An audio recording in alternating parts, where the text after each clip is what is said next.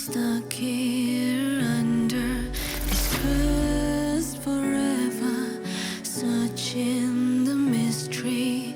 When I was gone, show me the faintest clue to see this new worldview. The curiosity can discover something deeper out there. The unrevealed's been hidden, it's calling for me to see. I will find all the answers here, been locked away. Oh, there are secrets here in this madness. I'm trapped in darkness, been locked away. Oh, there are secrets here.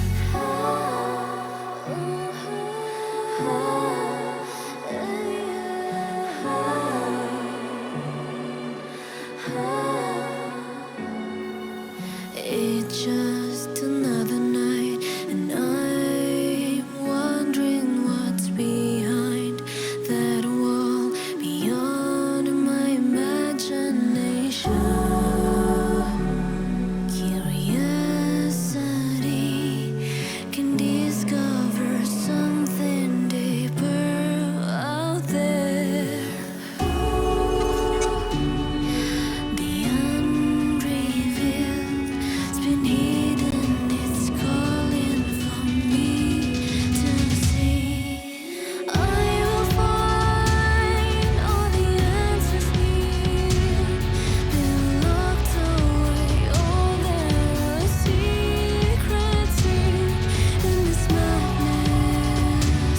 I'm trapped in darkness, been locked away. Oh, there are secrets here. I will find all the answers here, been locked away. Oh, there are secrets here in this madness. I'm trapped in darkness, been locked away. Oh, there are secrets here. I will find all the answers here, been locked away. Oh, there are secrets here in this madness. I'm trapped in darkness, been locked away. Oh, there are secrets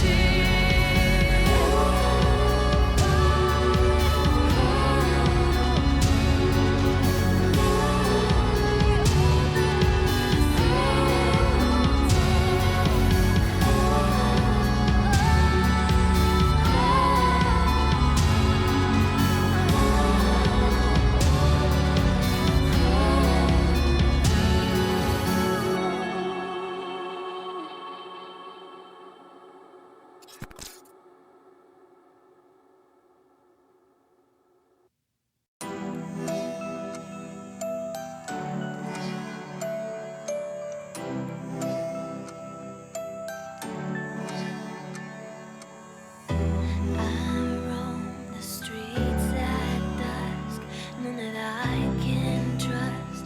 There's just the moonlight lighting up my way. There's no escape, so I let the breeze embrace me.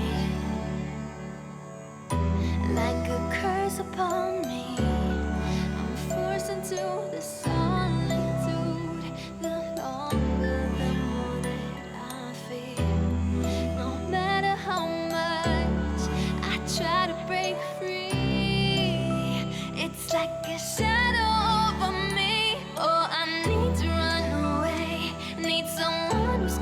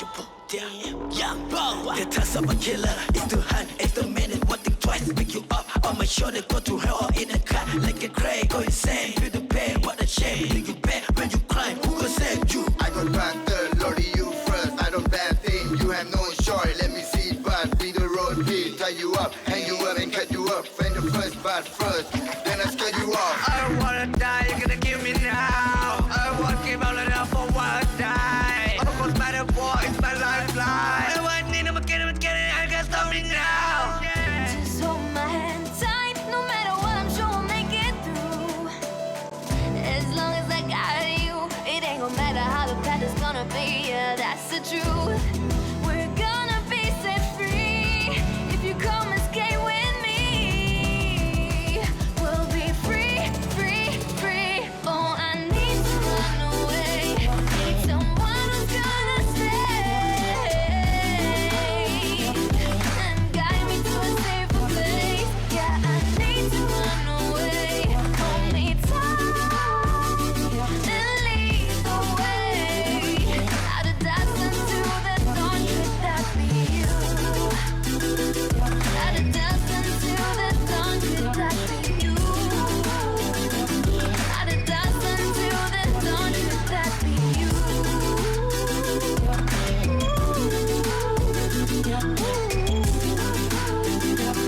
Out of dust until the dawn, could that be you?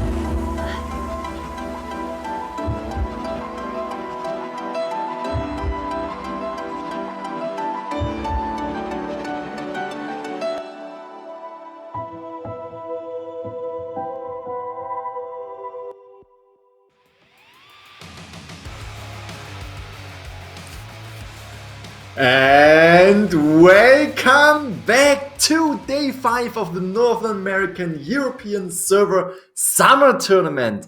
I am your host, Gaming Grizzly, and today with me I have my co-host, Persuable. How are you doing today, Persuable? Oh yeah. Oh, That's what the audience. That's exactly what the audience wants. We cannot hear Persuable. And did you mute yourself or? Yeah. Okay. That is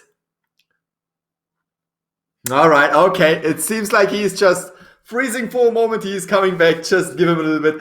Welcome back to this absolutely fantastic tournament, and we are already on day 5, which is super, super exciting. We are on the final quarter day, which means today we're gonna see the semifinals as well as the finals, and today we are going to see Team Complex going versus LBM as well as Team Goldsmith going versus Before You. Let's just jump into the brackets to check it out. I'm still not sure if Persuaders. Yeah, hey. There we go. So there we I go. heard what you said. Yeah, I heard what you said. We'll revisit that later about me being muted being the best part. We're gonna revisit that, ladies and gentlemen. So here we have it. I just mentioned it. Today we're gonna see LBM going against Team Complex. The winner of this battle will go against Team Riot, because Riot was winning in yesterday's match versus Team Vortex. And on the other side, on the right side of the bracket, we can see Team Before You going against Team Goldsmith. And the winner of this fight will go against Team Potatoes, since they won yesterday.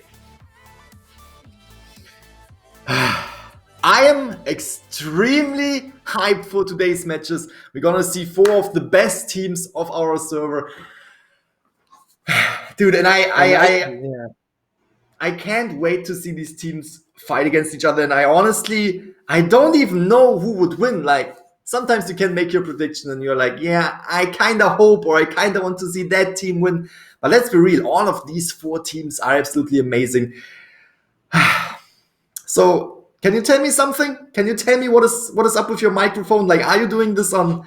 No, my microphone's perfectly fine. Now you want me to talk after all that junk, after all that trash talk. Now you want me to talk.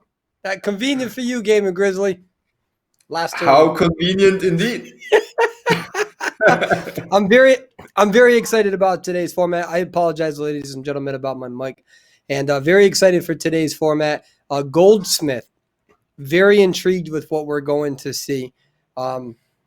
In my opinion, them against Shockstorm, I really thought that was going to be a very interesting match. I didn't really know which one was going to move forward. I do know more of the Shockstorm players, so Goldsmith coming out as the victory or the victorious was very intriguing. I was so excited about that, and now I want to see how they're going to do against B4U. And again, we have Team Complex, who everybody knows is really the team leader, Cats 007. They have a great hunter called Morningstar. I have gone against Morningstar for many seasons. Morningstar is a phenomenal hunter, so I'm really excited to see what sort of heat that they can provide with LBM. I think that LBM has been an organized team a little bit longer than Complex, but Complex said, you know what? We're a new team. We have some great players. We're going to join this tournament and give it all that we have. And after this tournament, you can still expect us to continue practicing. And so I'm really excited to see what these teams are going to bring to the competitive table, as well as B4U. The majority of their members who won the former summer tournament at this time last year. They have different hunters, and very excited to see how these changes are going to occur. Sorry for talking so much, but I felt like I had to compensate. That's fine. That's fine.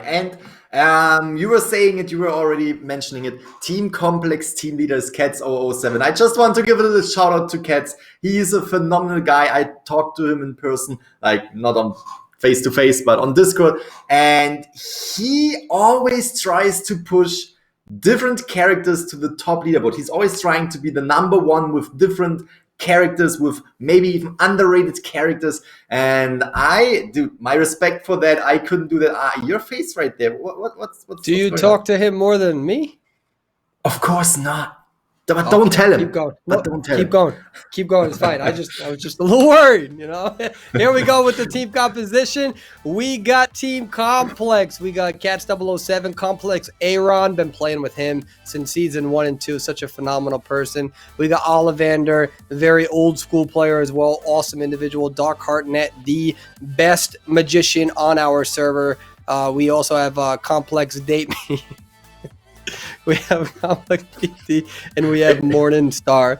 I didn't see the date me thing, and is it Complex today too?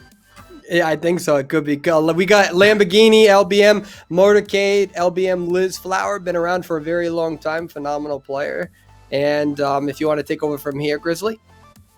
No, go ahead. You're doing a fantastic job. We have Doji, we got LJS, IDTY, we got Roland, and we also have Alunian. I think I may have said that incorrectly, and if so, I apologize. Excellent team right here. Very dangerous to go against utilizing that coordinator. I'm excited. I botched some of those names. I know for a fact I did. I'm so sorry. I gave that like. Can we at least say that was like A-tier effort? Like I don't know. Like I knew I wasn't gonna say all their names correctly, and then I tried to hand it off to you, and then you completely like you did that on purpose. This entire thing is just you roasting me. No, I really appreciate you going for it, because I would have slaughtered it even more, and you get an S-tier badge for effort right here, because I couldn't have done it better. I'm telling you right now, I could have done it better. I tried. I got disconnected. Then you're over here. Oh, God, this is the best part of the stream. I already know when I go on Twitter, I'm going to get those Twitter calls. Oh, best part of the stream, persuadable, not connected. I already know that's coming.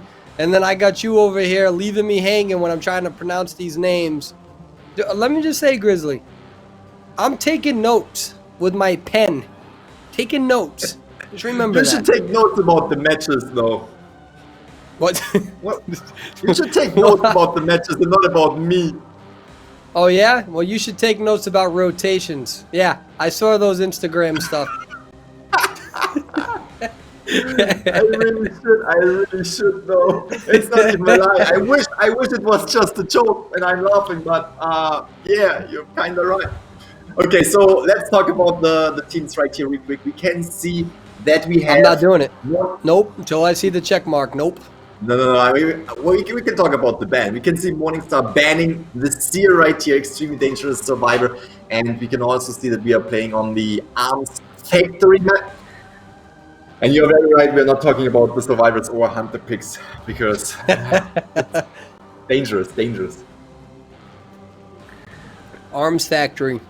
I'm surprised we didn't see more of it in the tournaments. This is a very scary map to go against currently against Dreamwitch team, so it's not atypical to see Dreamwitch and of course Bloody Queen being utilized on this. But yeah, we see that Mercenary, Gravekeeper, Forward, and Mechanic. This is the main sort of lineup that you should be seeing by most top teams, but there are a few variations of it, so I'm not too surprised by that. And Blood Queen is going to be the hunter. Would you like to take care of the rotation? No, go ahead, please. I'll just make this quick. This is group layout 1. We call this area Water Jug Ruins, and usually somebody spawns in box, and we may see Blood Queen go over there, but typically a lot of the times they like to go towards Shack. So, going towards Factory. Interesting strategy. Trying to find that mechanic. This Bloody Queen understands Grizzly. This is a slow decoding team. It's a small map, and I'm going to only try to find the mechanic, and that's exactly what is happening right now, is going only for that mechanic and taking their time because the map is so small and it's a slow decoding team. Take over, Grizzly. And we saw that at the very beginning of the game, Litzflower was just rotating through the entire map, just even getting away from the Cypher machines. And we could also see the communication in this team because they knew where the Bloody Queen was. They were communicating it to the mechanic. Mechanic was just getting away, so she can now concentrate on decoding while Morningstar is trying to get to the Gravekeeper. Great job, Creative. That was excellent work from the mechanic. The whole purpose of the mechanic is not only your ability to stay alive, but your ability to hide early game. And the mechanic had this weird feel, and actually it's not even a weird feel, and the mechanic has great communication with their team, and the team said, hey, they're transitioning away from me. Mechanic understood that, immediately rotated away from that, and that's probably the most important moment of this game so far. That's a very important point. I like how I tried to say it with my own words, and then you're coming in and you're literally repeating what I said, but with like professional technical words and explanations. Thank you. Did you say that? Oh yeah, you did say that. I was trying to say exactly that, but I you did say it. You finished your thought. I was just following up. All right, so we can see Gravekeeper took the first hit right here, and Morningstar doing a great job with the mirror, just giving the Gravekeeper no option to get out of there. Fantastic job. We're down to 3 Cypher machines. But again, we already mentioned it, Mechanic is still on the loose. Mechanic is still doing a lot of decoding right now.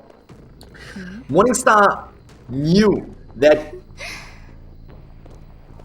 they had to either find the mechanic or another survivor, and they had to bring down that other survivor quite fast because of the mechanic's decoding speed. You can see great dash coming in for the rescue before the halfway mark hit, taking a hit, taking another hit right here. Morningstar will most likely concentrate on the Gravekeeper though, trying to bring him to the chair again. You can see that camera rotation, making sure that although they're trying to get that another hit on the Mercenary, they're not losing track of where the Gravekeeper is going, which is a very important point as well. Very important point. Great job bringing the Gravekeeper to the rocket chair for the second time. Can see that there is the forward great coming prediction. in. Wow, that was amazing. Forcing that early save. Gotta be careful about the stun. Swung a little too early, but was able to follow through with it with another hit. And now he's uses excitement. Yep. Really has to catch up to this Gravekeeper though. Oh wow. Exactly, really concentrating on the Gravekeeper right there. Gravekeeper was on the rocket chairs 2 times already, and Morningstar knows that. Not even picking up the forward, at least not right away. Trying to get to the Gravekeeper now, bringing the forward to the rocket chair to put more pressure on the team. Yeah, got to pick up that forward now because really Morningstar doesn't know how much that decoding is and can't afford a pop. Beautiful elbow pad to avoid Yeah. that. Really getting away right there. You got to be careful about the pop, though. He's going to hit them to avoid the pop. Yep, good. I wish I could see the LBM's doing a progress. great job. They really are. They really are. Can still see they are. The best thing for LBM is most likely that Morningstar wasn't going for a Gravekeeper and they have now an additional survivor that could help with decoding. And there you can see Mercenary is getting on the chair. As you already mentioned, she's trying to put pressure on the team. She does not know how far the Cypher progress is. We can see that one is almost primed. Ford is going down. We have the Cypher pop, comes in a little bit late, but they were able to get away from Morningstar's swing right there. Ooh, now we are in the end game. All Cypher machines have been decoded. They're trying to open up the gate right here. Morningstar needs to bring down at least one survivor and at least one survivor to the chair out of the game to secure at least 1 point and to deny the 5-point game for LBM right there. Doing a fantastic job bringing down the forward, but putting more pressure on the exit gate right here. That's gonna be interesting.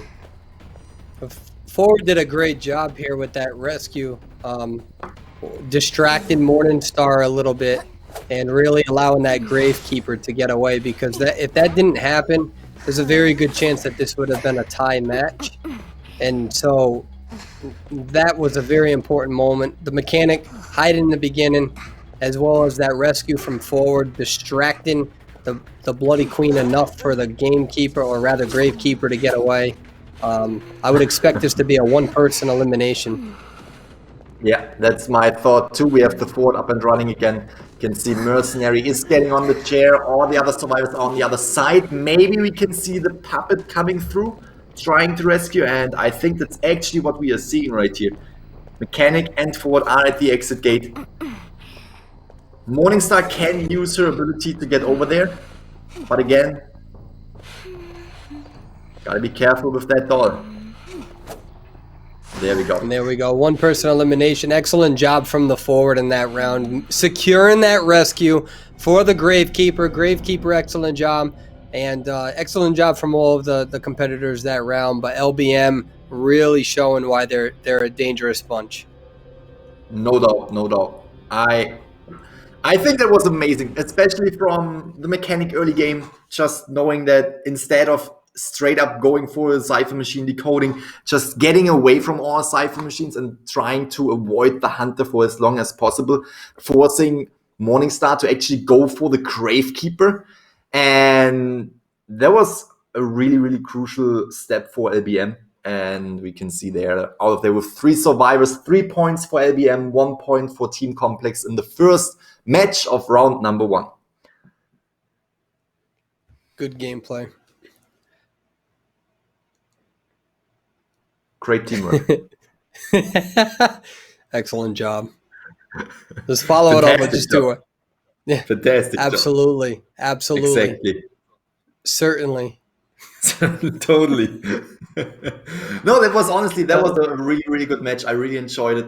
The question is, now, what is Team Complex going to be able to do? Now they have Caps 007 and their entire team going as survivors. Are they going to be able to at least secure a 3-person escape, at least to tie it 4-person escape, which is very, very difficult to do in order to win this round, which is going to be very difficult to go against LBM's Hunters. They do have a Dream Witch, to my knowledge. They also have a Bloody Queen. And if I were to be so bold to make just a random guess, I think we may see Dream Witch this round.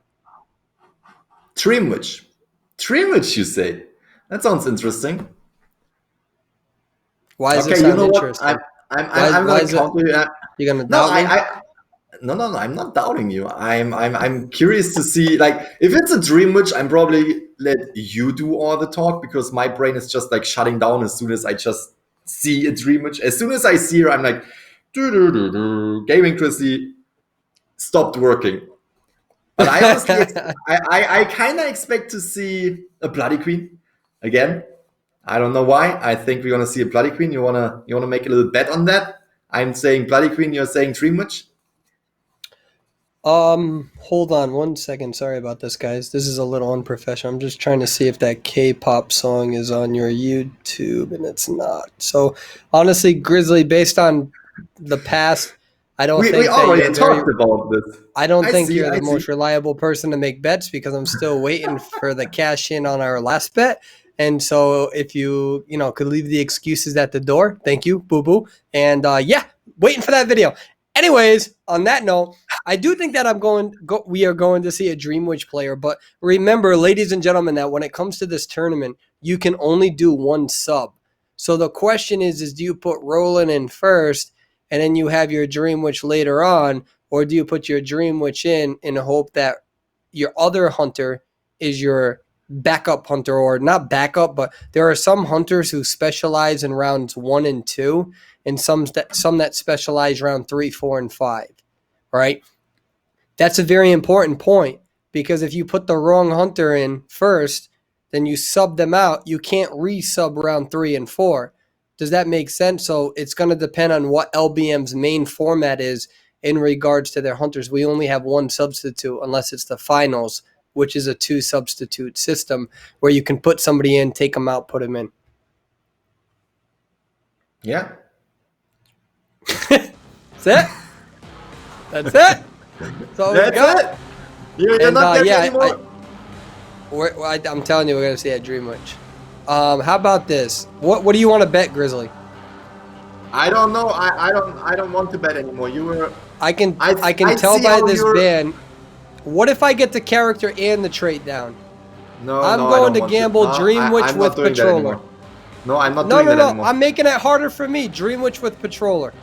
No, you decline. No, I'm good. We're gonna see the Mercenary. We're probably gonna see the Dream Witch with Patroller. We're gonna see. I can tell you, we're gonna see the Arms Factory though. That's for sure. No. You can't talk about. The map was already chosen. Huh. So what do you got? How about? No, you were denying it. You were bringing up old stuff that we already talked about, and I already said that it's going to be at the end of the month, but you're still bringing it up. Dude, you are so funny. I see. No. You are so. You think funny. I'm funny? That's I think you're hysterical. I think that if you were a main, you should be clown because you're funny. Shut up. Not sure if that is like a compliment or if you're roasting me right I don't here. know. I get so many people yelling at me when I make those dad jokes on. Everyone loves it on YouTube, but you do it on live feed. Oh man! Don't worry about it. The question is no, it's okay, dude. We actually have a lot of support, and I actually appreciate that because nobody holds people accountable. So when you go online, you can act the way that you want with no repercussions, and the people choose to be kind and polite and nice, and they joke around with us, and I appreciate that. We're in a privileged position. You're aware of that, right? Mm-hmm. Yeah, we definitely are. We really are. And but I do think that we may see. The reason why I'm saying Dream Witch Patroller, I may be wrong, but usually the objective is to use Dream Witch with Patroller. You can secure first down pretty quickly, and unless you do the team comp that we're seeing right now, by the way. And if you can down somebody pretty quickly, then what you can do is you can prevent the rescue. If you can Patroller them before the Mercenary can come in, then you prevent the rescue before half. That's usually the strategy that we see with Dream Witch utilizing a Patroller, and we'll see if that's what's happening. We were talking about this strategy yesterday, right? You were explaining it to me. Yeah, it's a very popular strategy. By the way, this is the worst spawn for a photographer. But anyways, this is group number 2. And yeah, we'll see. I can't see if this is a Patroller or not. This is literally the worst spawn for photographer. It takes like 7 seconds to activate a camera. It's so bad. All right, let's see. I can't see. We may see Blink. Nope, it's Patroller. It is. Dream Witch. So you're saying this is the worst spawn for the photographer, but how about the Dream Witch? Does it affect the Dream Witch where she spawns? Not as much, no. It affects the photographer because, well, actually, this spawn point, everybody is on the opposite side of the map of factory. You see how she's going to factory and there's nobody here? So if anything, here's that patroller. Watch the leech follow. The leech see the leech coming through? And so that patroller, he's going to use the owl to counter the patroller. But the thing is that there's still the main body. And so this leech has patroller as well. So she's going to have to try to time this correctly. And actually, Sear did a good job. Yeah, I'm not throwing that pallet down. Really, really good call. And really getting away right there from the Dream Witch too. Well, what's scary about Dream Witch is that the late game is just as scary as early game. So if you go against a top Dream Witch and you're down to 3 ciphers, against a top Dream Witch, it doesn't mean anything on this map. Because it depends on the cipher layout. Yeah, and I mean, we saw it yesterday. In yesterday's stream, we had a phenomenal late game of the Dream Witch, just slowing down the decoding with Abnormus so much that she was able to bring down 3 survivors. So, yeah, you're very right. Dream Witch is dangerous late game. Complex is doing a good job with their rotations, though. Really buying a lot of time against this Dream Witch right now. So what you're seeing is Complex doing great rotations, and that's, I know everyone laughs at me when I talk about rotations, but you're literally seeing it right now. You can see she found the Seer again and the Mechanic as well, putting pressure on 2 survivors at the same time. Good job. Really, really good find. Very difficult to hit those regular attacks. A lot of times you'll see the charge. Don't be surprised if Mechanic tries to body block here, and that's exactly what just happened. Nice. Ooh. Yeah, I missed that blink. That happens sometimes. That's difficult. You miss that one blink and it can change up the entire game. And Really also, great it's not too uncommon for a patroller to switch to blink to make sure they can try to secure a kill. So now there's going to be no teleport option. So it should just be noted that there's no teleport or any other change after this.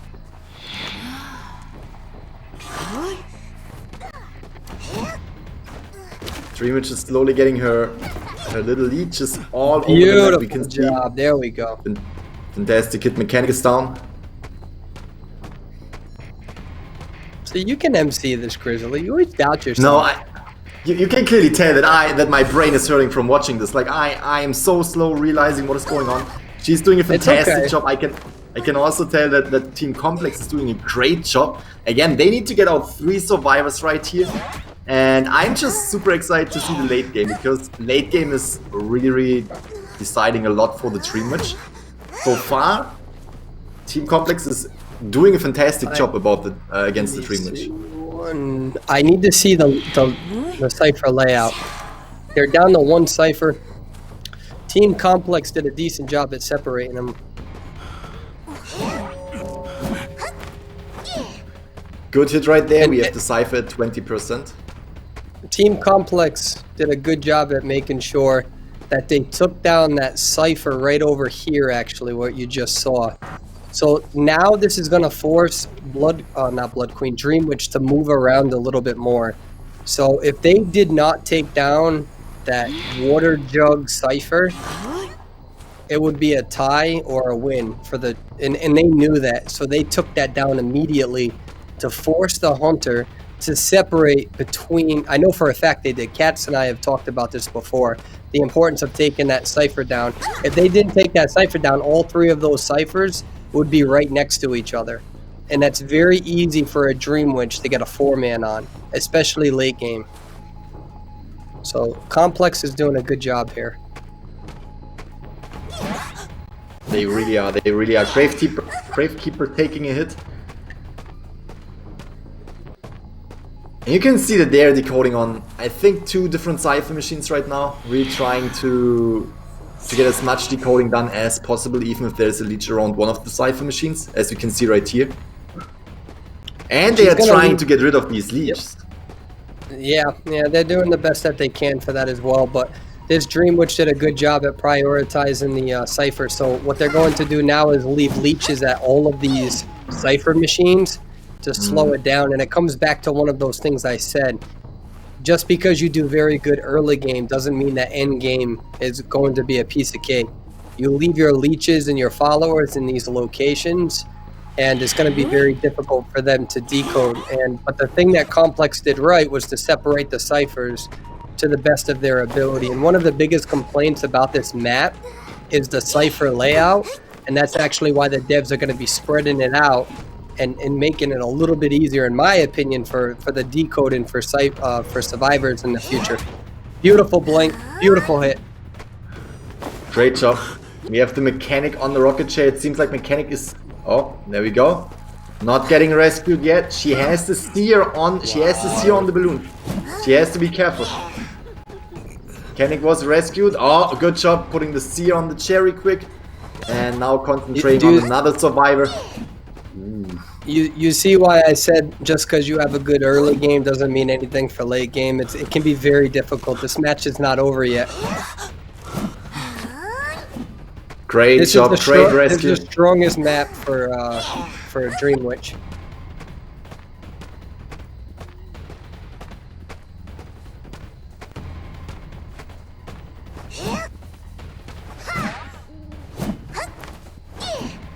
Seer getting up the forward, good job. Forward dashing away, but Seer is down. You can see the Gravekeeper is doing a fantastic job decoding. We are at 75% with the Cipher machine. Obviously, Dream Witch knows. Yeah, Dream Witch knows that there's no leech decoding, preventing decoding. Oh, that is going to happen. Yeah, I think so too. That is about to happen. Oh, our forward is down. Cipher pop is happening. Oh, that was so important. That was the most important part of this whole entire game. That was such an important terror shot. Such a close hit. Fantastic job from the Dream Witch, really denying that rescue right here from the forward. You can see Seer is out of the game. We now have the forward on the balloons, most likely on the rocket in a few seconds. What is crucial about this is that we know that LBM only needs a tie to win in the first round, and they definitely want to get this tie, or even better, to win the first round. But on the other side, Team Complex knows that as well, and is trying to, as you can see right here, utilizing the skills that they still have, most likely trying to go in for a rescue. Yeah, they need a 3-person in order to tie it. Yeah. Oh, there comes the blink. Phenomenal job right there. Hitting the mechanic with her own leech. Leech disappeared, but still mechanic is down. Forward is still on the chair. Yeah, this is difficult for the survivors because the survivors have to put themselves in this position to try to get a 3-person. So that's why they're not trying to get out immediately. But this may turn into a 4-person down. And again, like I was trying to tell the viewers, with Dream Witch on Arms Factory, it's the strongest comp, in my opinion, of the entire game. It's very difficult to beat a good Dream Witch on this map, and this is what we're seeing. Even if you have a good early game, Team Complex did a good job at separating these ciphers. One of the hardest things to do, Grizzly, is coaching a team to make sure they focus on ciphers relative to their placement, making sure that all 3 are not next to each other. But the Dream Witch was still able to really come back. Ooh, that mind game. Oh! Fantastic job from the game Gravekeeper right here. Dude, that was a mind game. He knew that Blink was coming through. He wanted to walk back, and both of them were patient.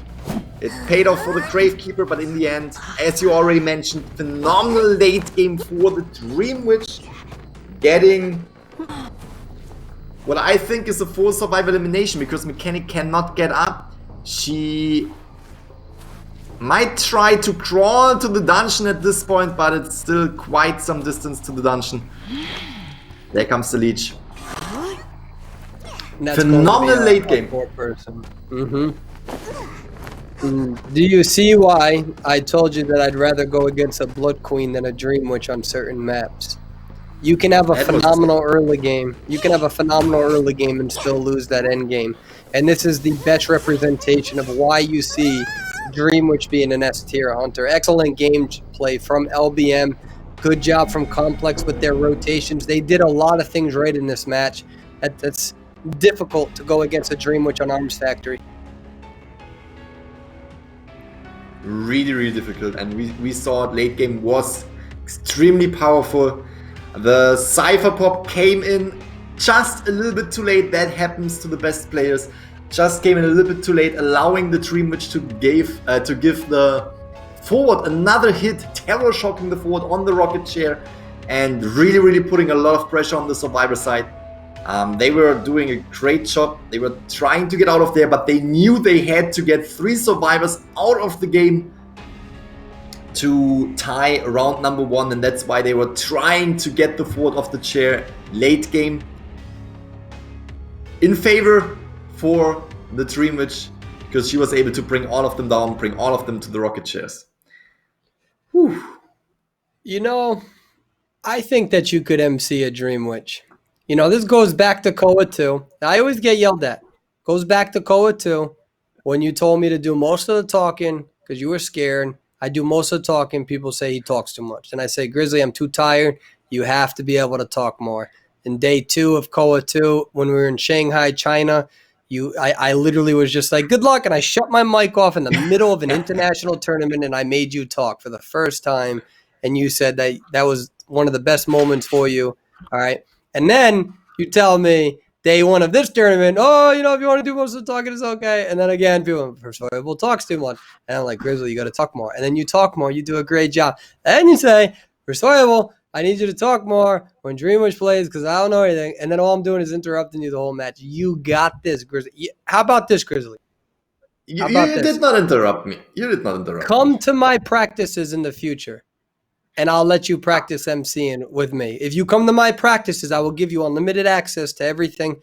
Come to my practices. You can see some of the best Dreamwich players, and you can practice your MCing. Because you got this. You're great at what you do. You got this. That's Deal? Deal. I will come to your practices. Dude, as long as I am awake during these times, thanks to time zones. But that honestly, I will take that offer. That sounds like a phenomenal thing. I can learn a lot, especially the map group layouts. I think I could learn them by just watching you, telling your teams what they have to do. But for now, that was the first round of Team Complex versus LBM. LBM was able to decide the first round for themselves. And I'm curious to see what both teams can come up in round 2. But for now, we're just going to jump into a 5-minute break, a really short break. So we will see you after that.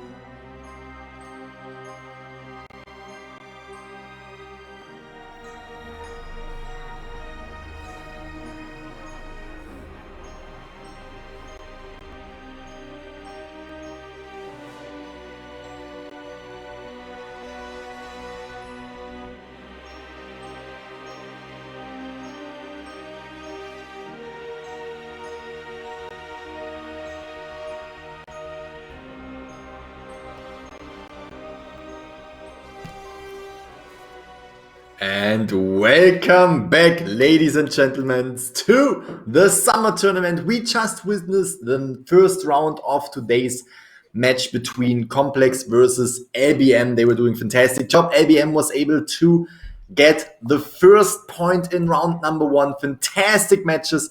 Great Dreamwitch gameplay. Really enjoyed that, especially the late game.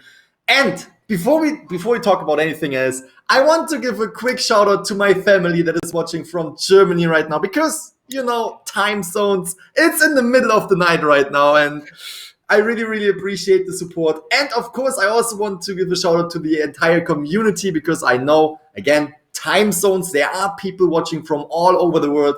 So if you're tuning in at 4 a.m., if you're tuning in at 8 a.m., or maybe even at 11 p.m. in the evening, shoutouts to you. That is phenomenal. Just getting this support from you guys and seeing you guys enjoying Grizzly. the tournament.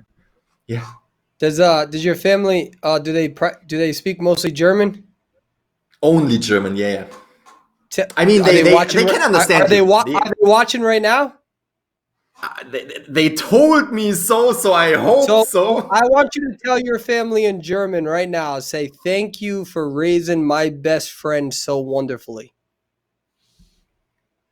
Say it. Say it.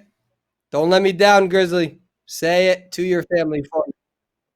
What? You're emotional. It's okay. I am quite charming. Yeah, that's all right. It's fine. I'm just gonna have to fly to Germany. I'll tell them myself. I'm gonna say something. I'm gonna say something in German just for you. Persuable ist ein verrückter Typ. How about that? You like that? You like the sound of that? I don't trust you. Persuable is a crazy dude. How about that? Oh, see, that's why I don't trust you. Look at, I'm over here saying super nice things to your family. No, but you're like here. crazy in a good way. Crazy in a good way. I'm just playing. It's all right, fine. I'll tell your family myself one day. It's whatever. I just self-invited myself, not only to Germany, but to your house and your family. I am an aggressive person. Wow. Yeah. I am way too aggressive. Hey, it's me. It's me. Hello. I'm here. Welcome me into your home. Oh, that's actually not how I introduce myself. Oh, no? How do you introduce yourself? No. Pop. Can you imagine going just like meeting your family members, especially if they're older in their 70s or 80s, and they're like, oh, this is, my great aunt or whatever. I'll be like, pop or sweat.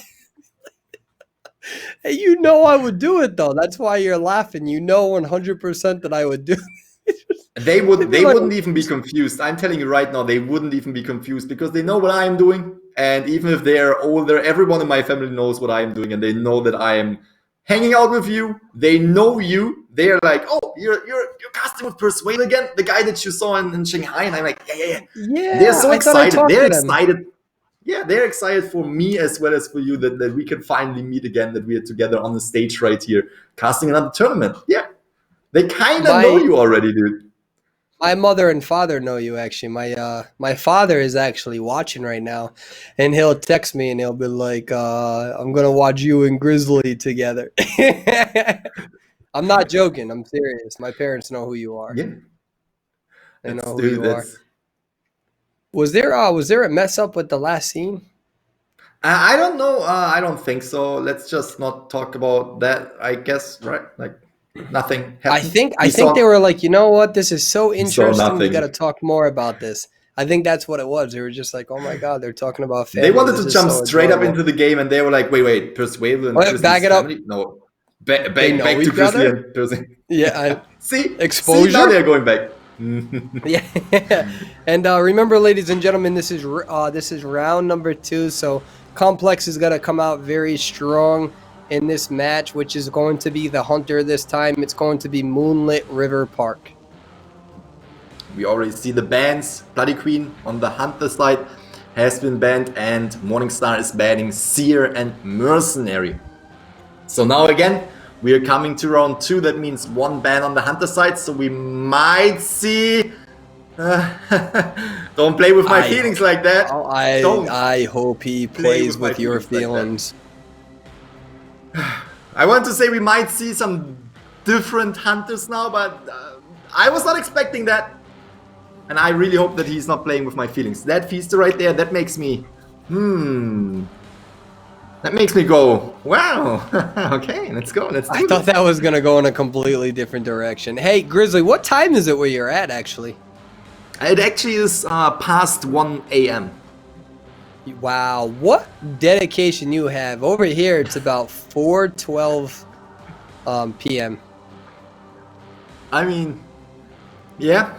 We already talked about that, and you were like, yeah, we can go all night. I have all night. And for me, it's like, yeah, sure, same. Same. Yeah, that conversation happened off stream though. Yeah, true. Oh, that's funny. We were talking about the matches off stream, and we were like, dude, we want to see this to go to round 3 for more interesting gameplay, for more different hunters as well. And Emperor's Wave was just like, yeah, I could go all night. I have all the time in the world. And I'm like, yeah, same. That's 4 a.m. in the morning. Yeah, Sunday's gonna be a long day for you. Dude, but I don't really mind. I am excited for that. I already changed my entire sleeping schedule just for the tournament. So I want to see these teams go against each other. It doesn't matter if it's 4 a.m. It doesn't matter if it's 5 a.m. It's gonna be exciting. Oh, I we see wouldn't the sleep anyway. team selection too. We You see, wanna but talk about I'm not talking about it. I'm especially not talking about the field. Wait. Wow. No, they got.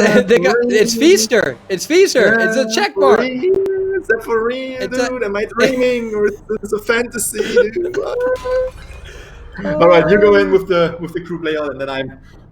Yeah, this is a group number 3. Expect them to go completely straight over here. Yep, right over here. There's going to be 2 people. We call that working carousel. So in case one is somebody that Feaster doesn't want to go against, then he can transition to the next character. And that's why we're seeing this rotation of the Feaster, which makes the most sense. The other 2 characters are by first stop with the roller coaster, and that's just a disaster to work with. He already found the Gravekeeper, giving him a hit after he used the skill. Great job. And I think he will just continue to hunt down the Gravekeeper right here, trying to use his tentacles again. With the tentacles, he can do a lot of damage. He can cut off the ways, he can cut off the exit route of every single survivor, and that is exactly what he's trying to do. We just saw it. There's a tentacle right in front, forcing him to using his skill, taking the hit right there. Now we have a Gravekeeper without any skill left. He's circling around the working carousel right here. But again, Patroller is coming through. Good job throwing that one down. Oh, wow. Excellent discipline from the Gravekeeper. That was really good discipline. Extremely good. Just waiting there. He needs to hit a tentacle hit and then follow it up with a regular attack. Ooh, that was close, though. That was close. Yeah. Right, he knew he needed to at least get 1 hit right there, but had the right idea. Patroller, get a tentacle hit, and then follow up with a regular attack, but excellent job from the Gravekeeper avoiding that. Good jukes. Excellent jukes. Great job from the Gravekeeper. Really knowing how far these tentacles can hit. We saw how he was dodging several tentacles right here. Phenomenal job. But Morningstar bringing down the Gravekeeper. Gravekeeper is on the rocket chair. Again, we have to keep in mind he is not having any skill left. And we are down to 4 Cypher machines. We can see the portal, the Priestess portal. Obviously, Morningstar is destroying the portal. So if someone is going in for the rescue, they can't go through the portal with Tide Turner. Good stun. Yeah, that's gonna take out the Feaster for quite some time, making the rescue a little bit more. Oh, good. That was an important tentacle. Yep, very important tentacle. He needs to make sure he doesn't lose him now. So yeah, he can see him on the screen. He's not going to get too distracted. We've seen some teams get punished very severely where they think they can squeeze out another hit. And he's going to go in this corner here. Because it's an easy spot for the forward to do what he needs to do. But they're at that 3 ciphers, so we're going to see He's going to. Oh, there we go. He's going to do this to prevent any sort Good of job. stun, so he can secure. Yeah. Great job, great job. Morningstar knew exactly what is going to happen. We had the fort right there. Gravekeeper is trying to get into this corner and trying to let the forward do his job and stun him. But thanks to the Patroller, as you already mentioned, he is avoiding every kind of stun. But now they are down to 2 Cypher machines. We still have the forward sneaking around right there. Yeah, but the forward bought a lot of time. There was a lot of time. It forced him to use the Patroller for a couple of seconds. And excellent job from the Feaster right there. Yeah, good job. Oh, let's see the tentacle. He's got to try to hit the tentacle because he doesn't want to hit him with a regular attack. Is the Cypher pop going to happen? Close. Great job from Morningstar. And great job from LBM. Taking the hit right there, that was preventing the Feaster from actually bringing the Gravekeeper to the rocket chair and to send him out of the game. And now they still have time to actually come in for a rescue of the forward. And they still have the Gravekeeper in the game. If Gravekeeper was taking the hit, Gravekeeper would have been out of the game and that would have been beneficial for Morningstar. Now LBM really has the chance to still get 4 survivors out of the game. There comes the strike. We can see that we have the Cypher machine already primed. What he wants to do is he wants to use the tentacle to hit the survivor. And that forward rescue is big. That was a replica of the first game. Forward being able to get that Gravekeeper out of danger a little bit. Yeah. So what we can see is that the Priestess is just trying to avoid all tentacles, but because again, the Feaster wants to hit her with a tentacle, so he can follow up with a real hit. Ooh, that's what we were expecting. Yeah, especially with the boost of the of Volt and something. That's a good teleport right there. There you go. Gravekeeper is down. Fantastic job. That will send out the Gravekeeper right away, giving Morningstar more time to actually catch up to the other survivors.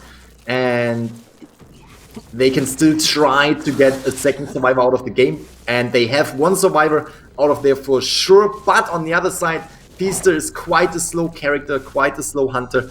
And I'm not sure if he's actually able to get over there in time before the other survivors can open up the gate and get out of there with 3 survivors. It's an excellent rescue from the forward to get the Gravekeeper out of there. Exactly what they did in round 1. And if you have the ability to do that, you really force the hunter to pick somebody up in case of a Cypher pop, and that really allows somebody to get away. So great job from LBM this match, securing that 3-person escape. Great job from the Feaster as well. Patroller usage was extremely good. There was not much that he could have done differently. The LBM survivors were just doing a fantastic job, and the rescues were on point. He wasn't able to actually bring down the Gravekeeper a 3rd time and hit the forward. He had to bring the forward to the chair though, because the last Cypher machine was threatening him to get all survivors up. So there he had to go for the forward first. And that was really allowing the Gravekeeper to get away. After all, he got the Gravekeeper. 1 survivor is out of the game. That means Team Complex has 1 point in this round number 2 for the first match. And Team LBM has 3 points for the first match. We can see it right underneath me right there. Round 2 is still open. What Team Complex needs to accomplish right now is pretty much the very same. They also need to get 3 survivors out of the gate to at least tie round number 2 and to proceed into a 3rd round during this tournament. As we are already seeing LBM going into the next bracket if they are getting at least a tie. Right. Yeah. And one of the things that I want to backtrack on too is really showing you why, in my opinion, Gravekeeper is an S-tier character. He's used in almost all lineups, especially in professional league. He can be a very dangerous survivor that can absorb 4 hits in total before going down. And that's a very important point because, especially with a mechanic, when you're taking those shots, you're not really feeding into any sort of injury, which doesn't hinder any of that decode in progress. And I'm surprised that I haven't seen Gravekeeper in almost every single lineup throughout the tournament. He's a very dangerous survivor. And what we saw in that last round was that Gravekeeper's ability to use that once Patroller attacked him. He had the ability to avoid that tentacle somehow. And Morningstar had the right strategy. I Patroller you, I use a tentacle, I hit you with the tentacle, and then I'm going to follow up utilizing a regular attack. And remember, Gravekeeper can counter the Patroller. You Patroller, and then you dig. I'm not sure if you know, but you're still digging unless that's been patched. And to my understanding, it hasn't. So even if you Patroller them and now they're under the ground, you can stop them, but you still have to hit them once and they pop out of the ground still with no injury. So Patroller is also relatively a counter to or rather, Gravekeeper is a counter to Patroller unless that's changed, but not to my understanding. True. A bug. A bug. There was a bug right there. Yeah. Dude, I have a fly in my room. I'm like, do you really? Twinning? yeah, I do. I wonder. Like sometimes. I wonder if they know each other like you and I do. Like I wonder if it's like reporting over here. Flying my Persuadable's forehead.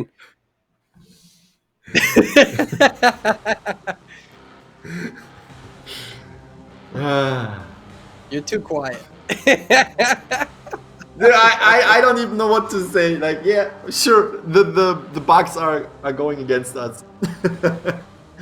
So what we can see right here is Munedura Park. We have the Bloody Queen ban, and we can see that okay, I'm not talking about it until it's checked. Trying to hold back a little bit right here, but it seems like it's going to be a Mercenary and Priestess ban. Yeah, there we go. Question is, are we going to see another Dream Witch even on a big map like Moonlit? Usually, that's more of a preference between hunters as to whether you do that. And if it is the Dream Witch, you're MCing. I'm gonna try. Yeah, we're gonna sure. do exactly. Yep, we'll do it. You know what, you have to do one thing for me though. You have to talk about the team map layout, because that's something I really can't commentate on. And if you're doing that for me, I'm gonna. Yeah, I'll do it. If you're doing that, I'm gonna do the rest. Okay. Yeah, sounds good. All right. This is a map rotation 468. Yeah, I saw that.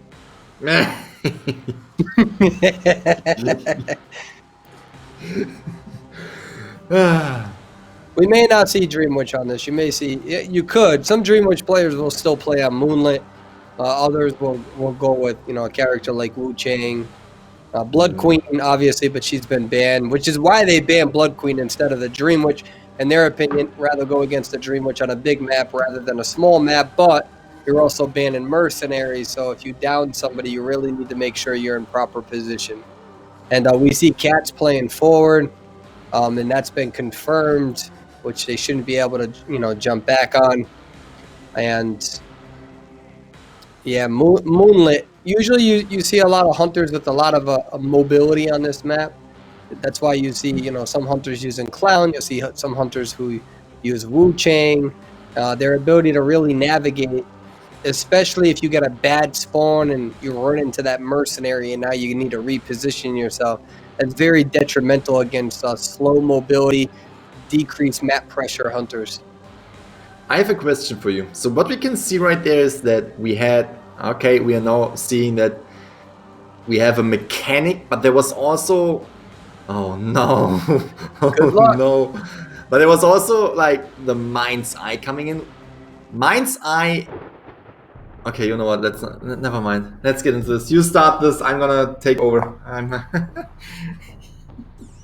Yeah, you got. Let's go, Grizzly. You got this, dude. I wouldn't set you up for disaster, dude. Never. All right. Oh, is this my part? Do you want me to go? Okay, this is group layout number 2. We call that Broken Carousel. And typically they feel forced to run towards this area. But remember, Roller Coaster is over here. So What I will say, one thing real quickly, if you go the other way, there's 3 survivors who spawn over there, or 2 rather, by 2 stories. So anyways, you go. Good luck. So what we have seen right here is that the Dream Witch was actually cutting off the way of the Perfumer, kinda putting her leech in her own leech in front of her, so forcing her to kinda go back where the other leech was already coming. Perfumer was able to actually avoid both of the leeches, and going back right here, you can see Patroller is coming in while the Dream Witch's leech is following up. What we can see right here is the leech is coming in, and she is most likely, nice, good job, hitting on the Perfumer. Was able to use the Insta Perfume, reversing the damage. We can now see there are 2 leeches coming in and kind of putting her into a difficult spot. Perfumer is taking that attack recovery time to actually get into the roller coaster, getting away. I'm not sure if the second stop has been hit, so she might actually get out of the roller coaster right there. No, she's actually going through.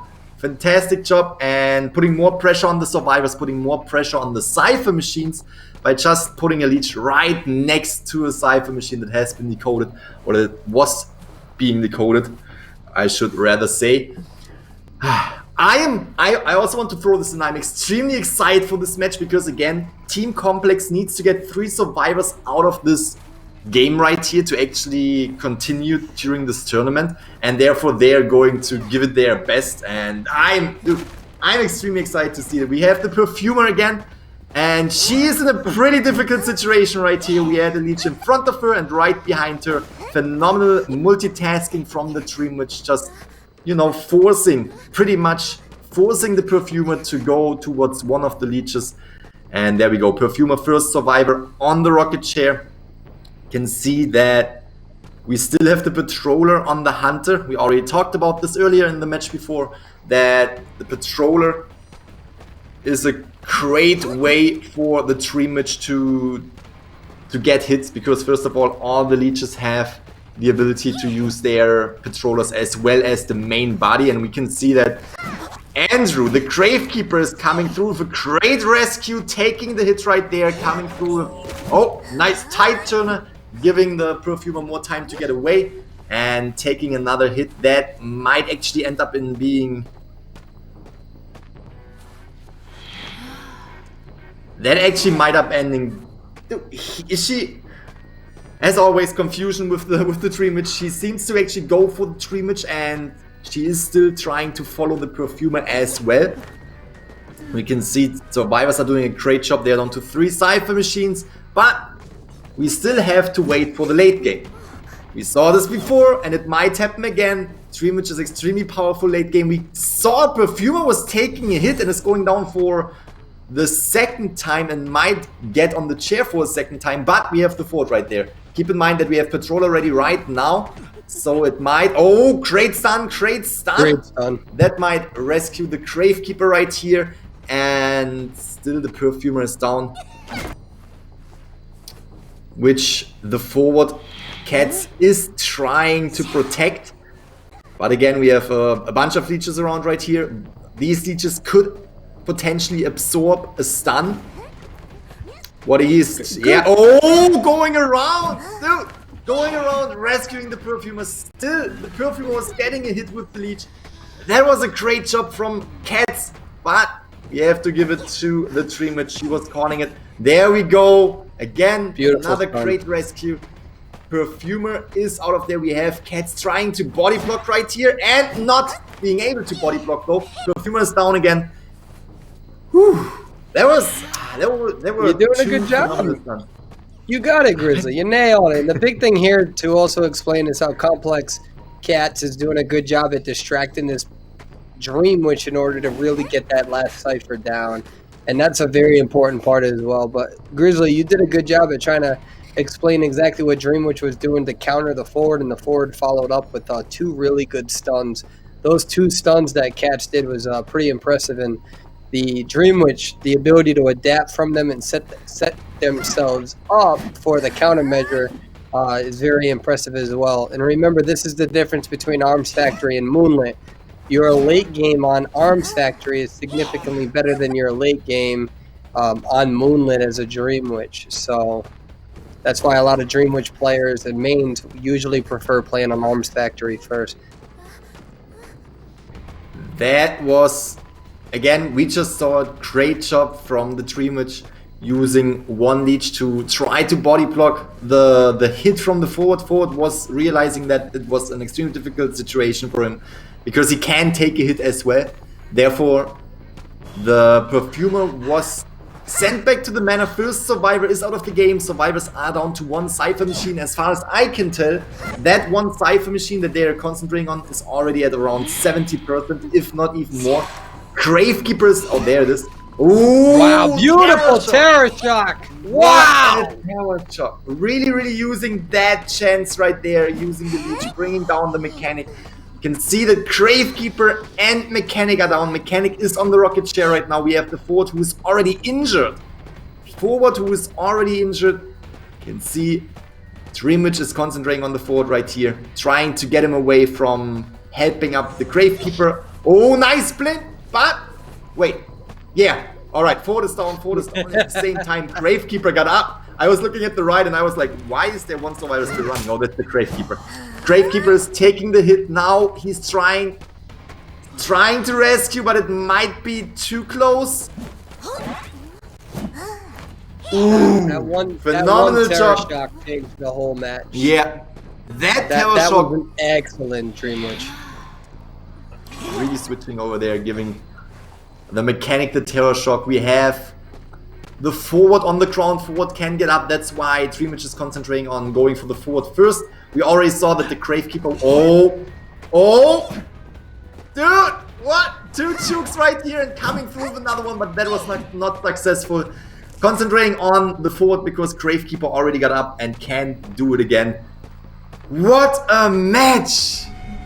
And this time Dream Witch did not have to wait till the late game to show her potential, to show her skills. Phenomenal hits with the Dream Witch, really trying to counter the Forward, trying to counter the stuns, and not utilizing the Patrollers that much this time, but still being able to bring down all Survivors. Great job. Utilizing the Patrollers is very important early game.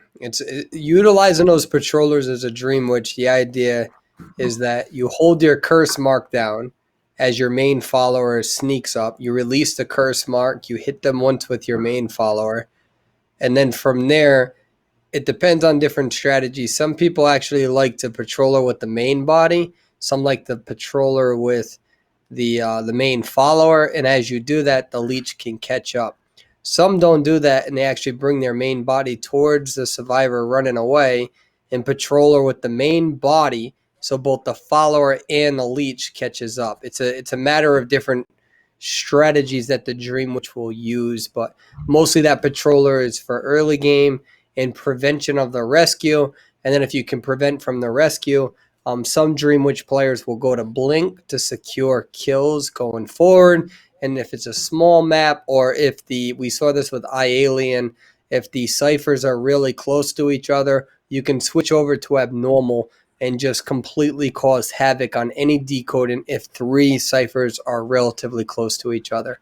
And so there's different strategies, but really it all boils down to that. And yeah, that's what we saw. We saw the strategy with the Patrollers early game, the Blink late game. Great job from LBM coming through with another 5-point game on the Hunter side, coming through with another 4 Survivor elimination.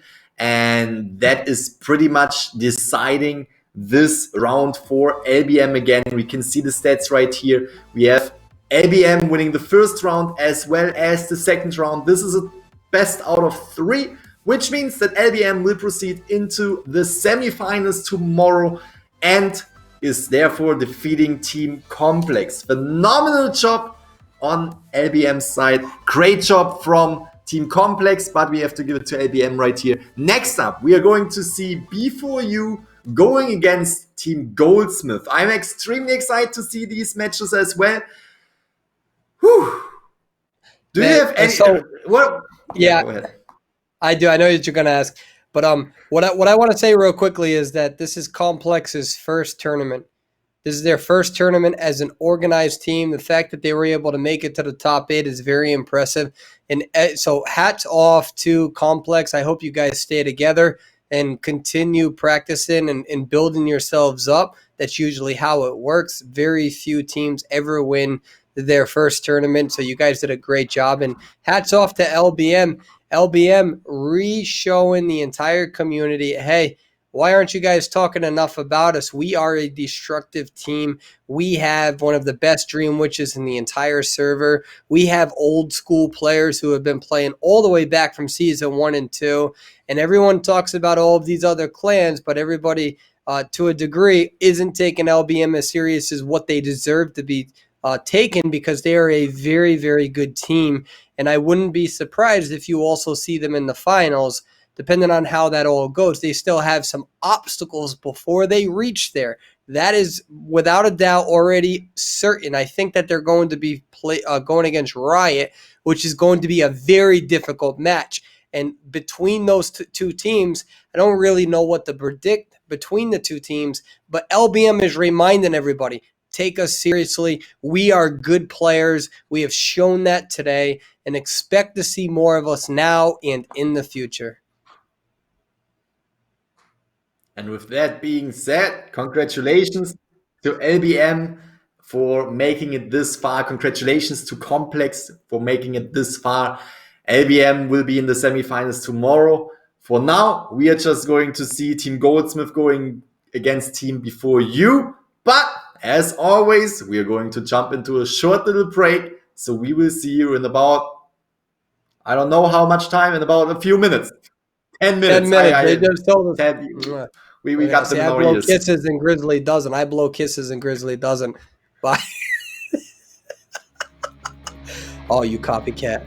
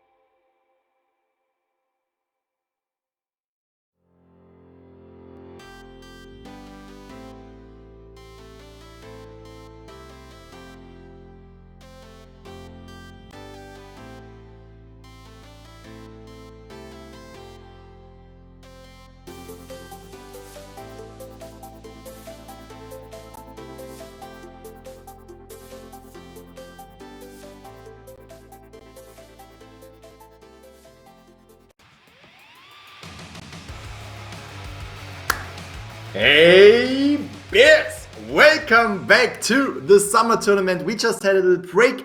We witnessed Team Complex go against Team LBM. Team LBM decided this match for themselves, going to be in the semifinals tomorrow. And upcoming, we are going to see Team Goldsmith going against Team Before You. I am excited to see these matches. Dude, that's it. I'm always excited to see matches. All right, okay. You want to talk about the matches or? Yeah, well, before we do that, Grizzly said a shout out to his family. I actually want to give a shout out to my beautiful girlfriend. I love you incredibly. And I know we're supposed to be together right now, but COVID has stranded me and you in different countries. And I haven't seen you since January. And just know that I love you incredibly, baby. And I can't wait to see you again.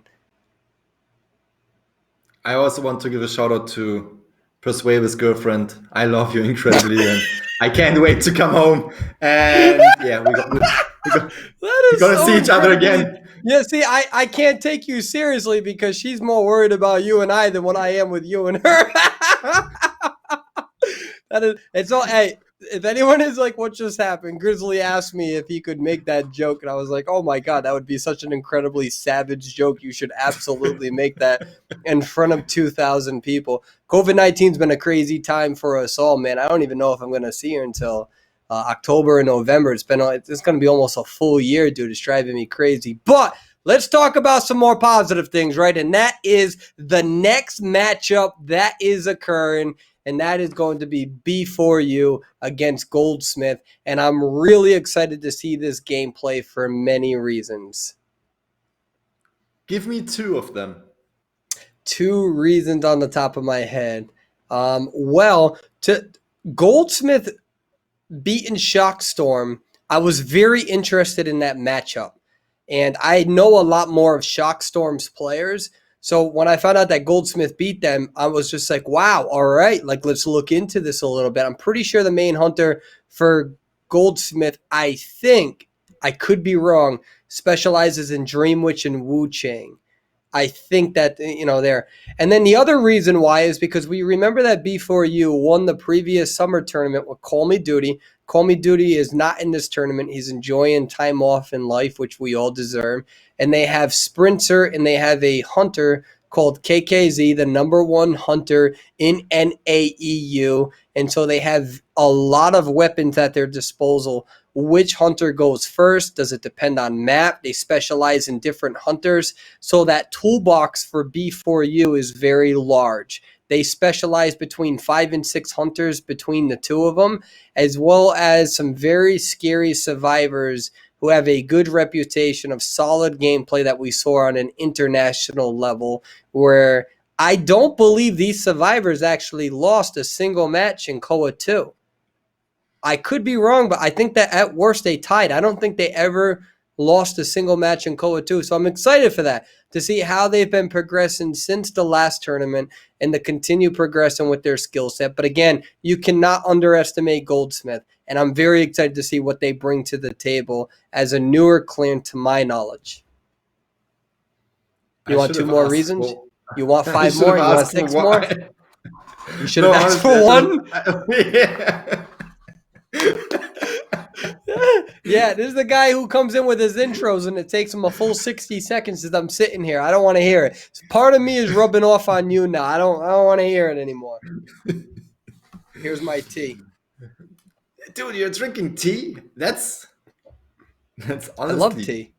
That's honestly a great idea. I should do that too. We are sitting here for about at least 4 hours every day just talking, and I think tea is exactly what I'm missing. How do I just realize it like 5 days into this? I realized that tea is a great idea. Tomorrow I'm gonna sit here with my tea. Yeah. And you live in Europe, and I don't. NA. EU.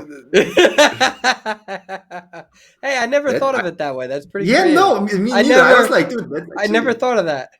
Yeah, I feel like I'm a bad representation of NA, though. I think that's the only reason why we are here. Like, that guy comes from Europe. Oh yeah, that's an American dude. Yeah, let's just put them on the cast. Let's make it easy. Yeah. Imagine if that was the real reason, though, like low key. Can you? I think It we gotta ask probably some is, questions. Can dude. we ask some Are they questions going? after this tournament? I think we should, but are they going to tell us? I don't think so. They're like, nah, guys, we love Nah. you. That's the reason. And something that I want to tell the viewers though, real quickly, is that there is a coin toss. There is a coin toss before this. Whoever wins the coin toss chooses whether they're survivor or hunter first, or whether they choose the map first.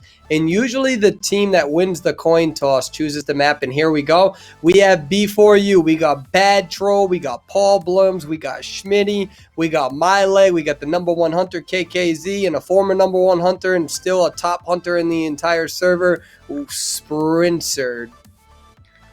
Can't wait And to Grizzly see out. Schmitty. We Yeah, I all want you to know do. that we all know that Schmitty, or at least the people who know Schmitty, know that Schmitty is a phenomenal Seer player. But I assume Seer might be banned in the first round. Maybe not in the first round, but at least in the second round. So I'm curious to see what Schmitty is coming up during this tournament. Please go ahead and introduce the players right here. Nope, you got it. Good luck. I have to be honest, I can't read the names because my it's a little bit pixelated for me. So therefore, I'm extremely sorry. I want to give a warm welcome to every team member of Team Goldsmith right here. You can see a great team composition. Would be exciting to see the prisoner in the team, and we can see that we have a gardener as top character. Not sure if we're Love going it. to see it in the tournament, Love it. but would be something extremely good.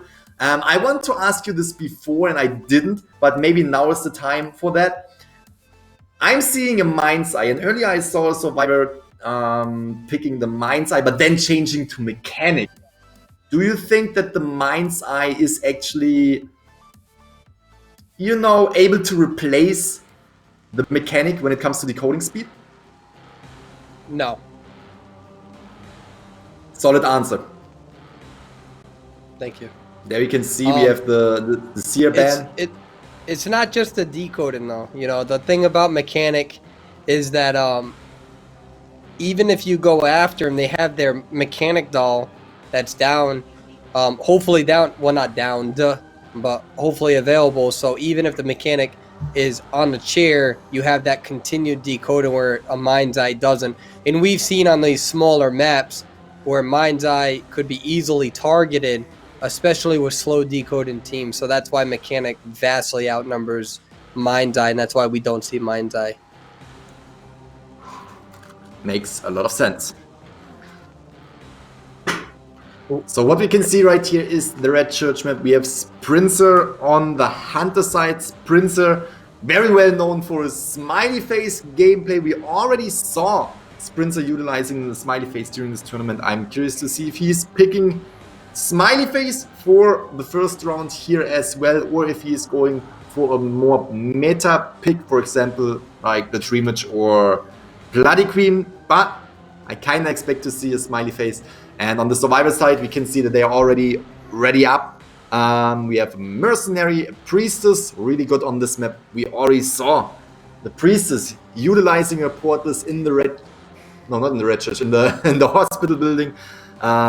Pretty much just giving other survivors a really, really good chance to prolong the kite. We also have the Gravekeeper. I'm slowly beginning to mistake Gravekeeper for Gamekeeper, just like you do, for no reason. Like I never ever had this problem. I'm always mistaking Bloody Queen with Dream Witch, but I never have mistaken Gamekeeper and Gravekeeper. But since you're bringing it up, like in my head, like I'm kind of forced to make this mistake right there. So we have the Gamekeeper and we have the Gravekeeper and the Perfumer, and on Sprinter's side we can see that we're gonna have a Bloody Queen in the first round.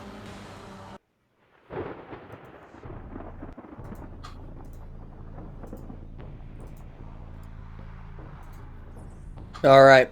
Can you still hear me, Grizzly? Yes, I can. All right, so this is going to be layout number 4. We've seen this before, so no pun intended. And we're going to go right to probably more to the right over here. And we'll see where Sprinter decides to move their character in order to use the mirror.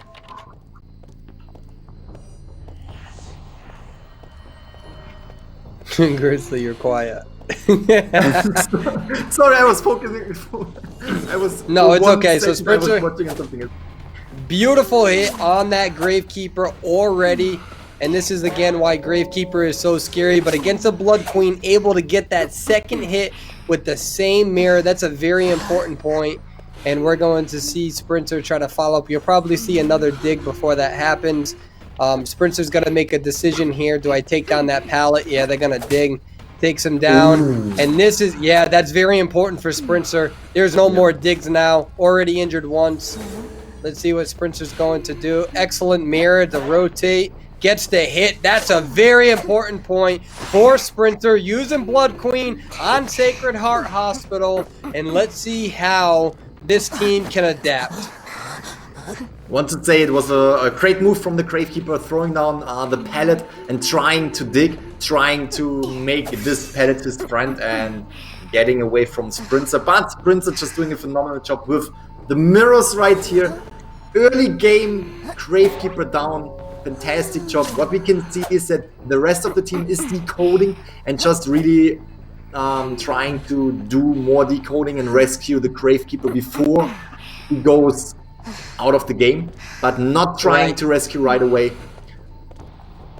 Because good call out, Grizzly. What they're going to do is they focus on decoding, and that's a beautiful blink. They focus on decoding instead of going in for a first rescue to really try to set themselves up for a tie. That is a higher tier strategy, and it's the right call to make. And gets the hit, and this is going to be an elimination already. Phenomenal job, Sprinter, really bringing down. Okay, okay. I think everyone saw that, right? Sprinter bringing down the Gravekeeper yet again. Great hit, great discipline, and as you already mentioned, this will be the first survivor out of the game. There are still four Cypher machines remaining, and Mercenary already took that. We can see that Sprinter probably utilizing the mirror right here, trying to get over there to... Who are we seeing right here? It is the Perfumer. Yep, this is the worst Cypher in the entire game, in my opinion. There's not a Cypher that's worse than this, in my opinion. But anyways, and you can get away with it as a Perfumer, by the way. It can help you transition. But it should be noted that the reason why Sprinter decided to blink on that Mercenary, if you blink and hit the Mercenary right away, you force that Mercenary to go in for a rescue instead of allowing that Mercenary to dance around for another 20 or 30 seconds. Excellent hit from Sprinter. We also have to mention that with that hit, he was still able to utilize the mirror to bring down or to land another hit right after the rescue. And we have the Perfume on the chair. Mercenary got healed up. They have 3 Cypher machines remaining. This is an extremely difficult situation for the survivors because they need 1 survivor to rescue. They have 1 survivor on the chair, and that means that there's only 1 survivor remaining on the Cypher machine. And what we can see is that Sprinter is putting pressure on exactly that survivor. So right now, there's not a single survivor on the Cypher machines. Ooh, that's a really difficult situation. Sprinter can't relax it though. Sprinter needs to still get this 4-person elimination. And Sprinter knows that too. You got to set up your survivors for a situation where they can just get a 1-person out of the gate. And he knows that, and so he's not going to get too relaxed on this. Excellent mirror. I've seen perfect mirror placements from Sprinter every single time. So, and really, we got to see how Goldsmith is able to adapt to this. They're doing the best that they can. They had a good early game strategy in terms of adapting and focusing on the Cyphers. That's why they were able to get down to these 2 Cyphers, and they're doing the best that they can to really be able to catch up on this Cypher decoding. And Sprinter's aware of that, and you can see that he's going to stay on top of this Mercenary as 2 survivors have been eliminated, and really needs to make sure nobody can escape. Yes. And what we can see right here is the Mercenary will... Yes. I'm sorry. Yes. Yes. Mercenary went down, and Sprinter is concentrating on finding the priestess at this point because, again, Sprinter has the time to find the remaining survivor, and even if the Mercenary gets up, by himself. He is able to follow up with another hit on the mercenary, but great job from the priestess going for the rescue. You have the mercenary up and running right here. But again, difficult situation. 2 survivors are left, and what you can see right here, both of the survivors are kind of getting hunted down at the same time. Not a single survivor is decoding. What they are planning right now is to at least bring 1 survivor through the dungeon, because you already mentioned it. Sprinter wants to go for the 4 survivor elimination to set up their survivor team, to set up before use survivor team, that they only have to get 1 survivor out of there. And Goldsmith is trying to prevent exact that. There we go. Priestess is down. Fantastic job. We have the mercenary decoding the cipher machine. The cipher machine was wiggling. I think Sprinter saw that the mercenary was on that cipher machine, but still roaming around. What Sprinter did is when he got that first hit on the priestess, he rotated his camera because he understood that the other character would still be decoding. And once he took down the priestess, he already knew where the cipher was wiggling instead of waiting for it, because a lot of survivors will get off of that cipher on the second hit to prevent the camera rotation trick. And that's why it's important to rotate your camera on the first hit.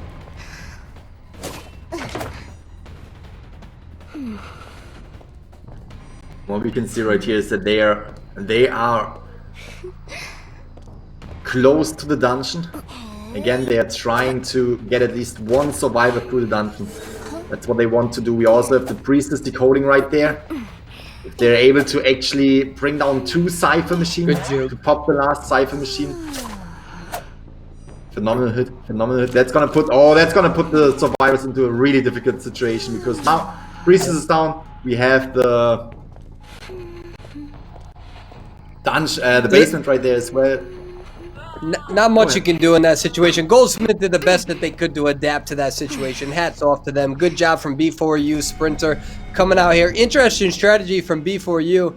They put Sprinter out first, but before they had KKZ come out first. So they're really showing their flexibility and that dynamic ability of showing we have 2 very good hunters, and we're letting you know that regardless of the tier or the round or the map, we got 2 good hunters. Very interesting strategy from them. But again, hats off to Goldsmith. They did the best that they can. It was a very good global portal from the priestess to go in there and be able to heal up that mercenary. But we also have to go to the Bloody Queen, to Sprinter. That hit and that Gravekeeper down early game, and just being able to bring him down after he got rescued so fast, was really putting him into an advantage situation. And the rest of the team, they were doing a great job, even after they only had 2 survivors remaining and 3 cipher machines on the field. They were still able to do a lot of decoding, and they were still able to get a lot of time out of the Bloody Queen, out of Sprinter. So kudos to the survivors as well. But we have to say, now I'm saying but like that, we also have to but. And since you just said this, I'm like, but. That's my new thing. Absolutely. Congratulations to B4U for winning the first match in round number 1. We had a 4 survivor elimination, which means B4U is getting 5 points for that match. And that also means that Goldsmith needs to get a 5-point game, a 4 survivor elimination as well, to counter the first match and to basically tie round number 1. Yep. Yeah, but absolutely.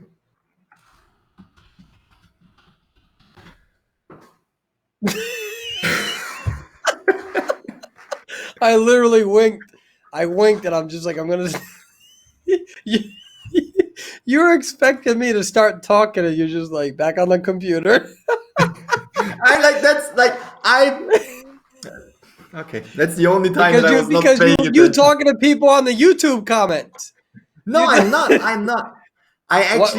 So you're too good. You're too good to talk to people on the YouTube. I'm gonna go on the YouTube right now and make a response, because The difference between having 30,000 subs versus 120 is that as a 30,000 sub sort of guy, you don't think that you're too good to talk to the community, Grizzly. So I'm going to go on there right now and say hi to everybody. And, just a little bit of a philosophical difference between you and I. It's not a big deal. It's not going to ruin our friendship or anything. I ain't going to judge you, but yeah.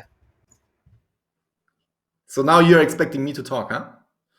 No, I can continue talking. Dude, I'm so good at talking. I Oh, am I know so this. good You at can't talking. keep- I can literally talk and type at the same time and give you rotation numbers. I try to dial it back. And yeah.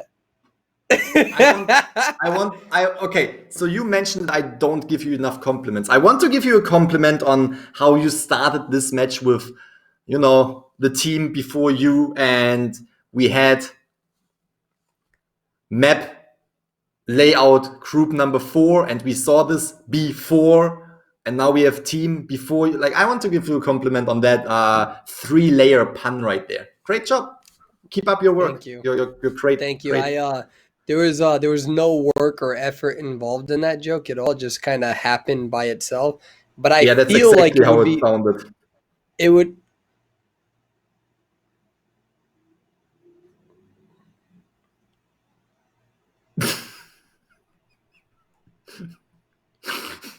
in the arms of an angel, fly away from here.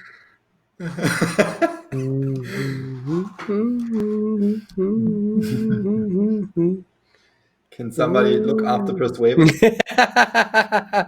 Oh, Game Grizzly. Let me tell you something. What I'm very excited about, though, is that are the B4U survivors able to get a survivor out? We're going to see if that's going to happen. Remember, these are survivors that have represented the NAEU community on an international level, and we'll see how they're doing. We got Schmitty, Paul Blums, we got Bad Troll, we got My Leg. And the question are we going to see a Dream Witch on Sacred Heart Hospital? And that's the question. I don't know what the answer is to that question. We see that there's going to be a seer ban, and we'll see who the survivors are going to choose. We see that there's going to be a forward. You can expect a priestess. Actually, I'm very interested to see what sort of team comp that they decide to use. What are your thoughts, Game Grizzly? It pretty Yeah, much we do see seems a like Dream Witch. it pretty much seems like we are going to see the exact team composition that we have on screen right here. It seems like a good team. It seems like a team before you would utilize. And as you already mentioned, on the Hunter side, on Goldsmith's side, we have the Dream Witch. Interesting match. That is definitely going to be an interesting match because, again, Goldsmith needs to follow up with a 4 survivor elimination as well to tie that first round right here. And with a Dream Witch, we already saw it in several matches before, she can be extremely powerful, especially late game, but of course not only late game. And therefore, if someone can bring down before you survivor team, it definitely is the Dream Witch from Goldsmith. Right. The layout that they need to worry about, in my opinion, is definitely a group layout 4. That's the spawn that the Hunter has outside of Shack. Because if the Hunter decides to go towards Ruins, then it pushes everybody away. And we saw that with the iAlien match where he pushed everybody away, and the final 3 ciphers were right on top of each other, which allows the abnormal option. So we're going to have to see what the spawn point is going to be. And it's going to be interesting to see what sort of mashup we have in between the traits of this Dream Witch user. And it's going to really depend on that game play. Do we see a blink first? Do we see a patroller? Do we see a switch to blink for guaranteed kills? Or do we see the abnormal depending on what the cipher layout's going to be?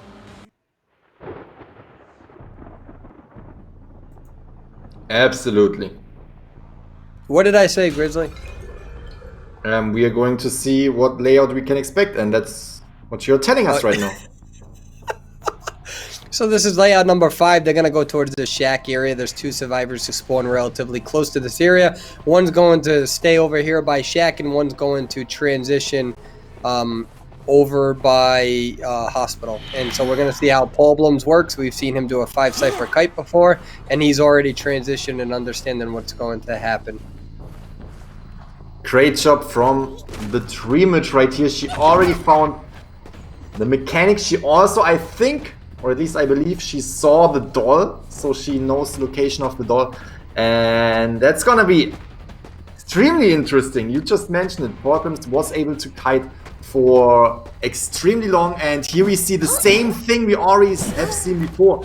We see the Priestess portals, we see Milek preparing all these portals for Portlands or for any other survivor that has to kite around to just give the survivors more time to for decoding. Paul Blums understands one of the best ways to kite a Dreamwitch is not to stay in the same location. We've seen people make that mistake in the tournament. The best way to kite a Dreamwitch is to continue making sure that you transition, but transition in an area that you can still continue to kite because of a leech. And we can see that that's exactly what happened. However, I believe Mechanic is going to have a leech on them, so they got to be a little careful in that area. And I can't remember, did they take the doll down or no? I don't know. They didn't take the doll down, so Mechanic still has a weapon available to them. That is right, that is right. And what we saw right there is the global portal just to... Yeah, Paul Blums is going to continue kiting, knowing that this Dreamwitch is really focusing on the Mechanic. That's a good move from the Dreamwitch. Didn't lose track of him. And excellent job. And we're going to see how... Oh, beautiful hit from the Dreamwitch right there. And there we go. We hear I think Paul Blums was expecting a blink over the pallet, and that's why he went kind of double backed a little bit. Great discipline from the Dreamwitch there to get that hit. Oh no, that was the leech. I thought the forward was coming in. Forward was there as well, and what we saw was that the Dreamwitch was putting down another leech to counter the forward right there. Being able to bring the Mechanic to the rocket chair is one good thing, but as you already mentioned, the doll was still up, so the doll is basically still in the game, decoding a cipher machine right now for the team, which is extremely good for the survivors. And we can see that everyone is pretty much concentrating on decoding except of Schmidty, who is coming in for the rescue, taking the hit. Good job, good rescue.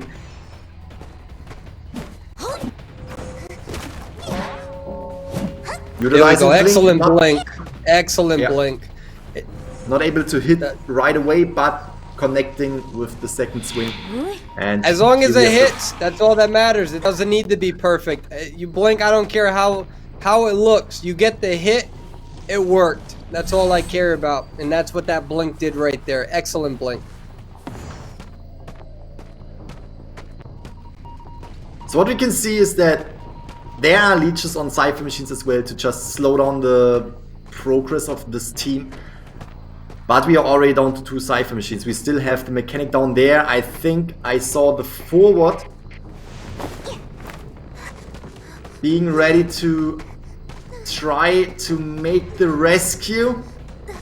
No, he shouldn't stun. He did the right decision there. If you try to set yourself up for a stun, you're just gonna get hit, and then it forces you to do an early rescue. This is a difficult thing that a lot of forwards still struggle with, even forward mains, is that they still try to do those ridiculous stuns. That works on a lot of the other hunters, but with a Dreamwitch, you got to make sure you have a discipline. So that bought him at least another 20 seconds or so. Excellent body block. He needs to do a stun here because now he has the Tide Turner activated on him. That was a very important moment. The ability for forward to be disciplined, not to do the stun prematurely for no significant reason with 2 minions, or rather a follower and a leech, and also being able to get the body block. That right there changed the entire game from that forward's usage. And this Dreamwitch is doing a very good job. Was able to find 2 survivors on the cipher machine, so scaring them off, just having the leech on the cipher machine that has been decoded for over half and is now... But Gaming Grizzly, if I may say so real quickly, look at how much they spread out these machines. Look at these machines that are still, look at how much they're spread out. And that's what they decided to do. They understood we're going against the Dream Witch. We need to rotate early game successfully to make sure that there are no layouts within the Cypher machines that make sure that they're right on top of each other, and that's going to be difficult for this Dream Witch to manage. Very right, very right. And what we can see is that I think Schmitty is going in for the rescue. We have a leech right there, but since Schmitty is the mercenary, he can absorb a hit and not go down immediately. And there comes that hit, rescuing the forward. Forward was, oh, good job. Forward dashing away right there, taking his time, taking a bit of his football, because he needed to get out of there. If the forward was taking the hit, he would have been out of the game. So they are basically taking turns on the rocket chairs right now to allow the rest of the team to decode. And here we can see the Priestess coming in. Priestess can also still take a hit. Dream Witch doing a great job. Dream Witch is doing a great job of slowing this down. Beautiful Terror Shock against the forward. Excellent Terror Shock. That changes the entire match layout. That was one of the most important moves of this entire game. You can now see that the forward is out of the game. Out of the game, we can see that they are decoding. I think the Cypher machine's at 70%, but they have to spread out because the Hunter is coming. They are trying, I think, to gather around the same Cypher machine to just bring as much decoding to one Cypher machine as possible. Oh, that one is already, it's almost primed. There we go. They popped it. They're not going to waste time. They got to pop it like that. That blink and that Terror Shock against the forward was just absolutely amazing. Excellent job from the Dream Witch. That puts the Dream Witch back into the match here. And remember, this is very difficult for the Dream Witch. Sacred Heart is more of a survivor-based map, in my opinion. And also, they're putting the almost impossible task of trying to get a 4-man elimination. And that puts that takes pressure off of B4U. Your ability to play a map with less pressure is a luxury. And now Mercenary is going to get out, and I believe that's going to secure the match for him. Is that correct? That is correct. As you already said, Mercenary was taking the hit, but was able to open up the gate before taking the hit, and that means that he is basically waiting there trying, securing that first round for team before you. We now have the rest of the team trying to get out of there as well. We have problems circling around the dungeon, hoping for my leg to make it out through the gate. My leg is going to wait there. My leg understands that I got portals up, and I'm going to wait for detention. Again, even though B4U got somebody eliminated, or somebody out of the map, they're going to still take the map seriously. They're not just going to joke around, and they're going to do the best that they can to try to get as many people out of this match as possible.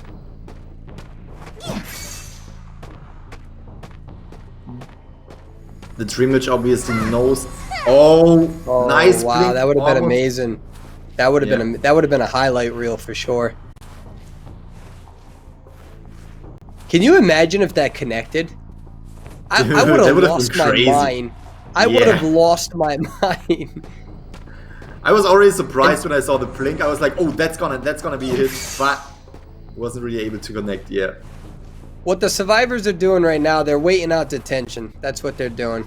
They're going to be patient. They're going to take their time in this area, and they're going to make their move when they need to. Can we still see? I don't think we can see the traits, can we? I actually don't know. I can't see their eyes, and I don't know if the traits show up in the upper left-hand corner. I think detention is already over. Is it over? All right, there we go. They got the 3-person escape. Excellent discipline from B4U. Good job, Dream Witch. That's a very difficult match against very, very good survivors. Hats off to that Dream Witch, and really secured a beautiful blink Terror Shock. That was amazing gameplay from that Dream Witch, and good game, of course, from B4U, showing why they can be such scary survivors. That blink inside of the hospital, bringing down the forward, that was absolutely amazing. I was not expecting anything like that, and bringing the forward down really secured the Dream Witch one elimination, but before you already did a fantastic job spreading out the Cypher machines, as you already mentioned, and was able to actually get 3 survivors out of there. They were both in the hospital map, and Priestess, I think, was actually able to sneak through the exit gate. Even, I'm not sure if it was before detention ran out, but generally before the hunter was able to see that she was going through that. Fantastic job from the Dream Witch. Great job from before you as well. That also means before you will get 1 point for the first round right here. Absolutely, in the wise words of somebody that I know. And what we're going to do right now is we're going to go to break for a 5-minute, I believe, intermission. Thank you, everybody, for joining us, and we're looking forward to seeing you for the next round. Bye. Maybe.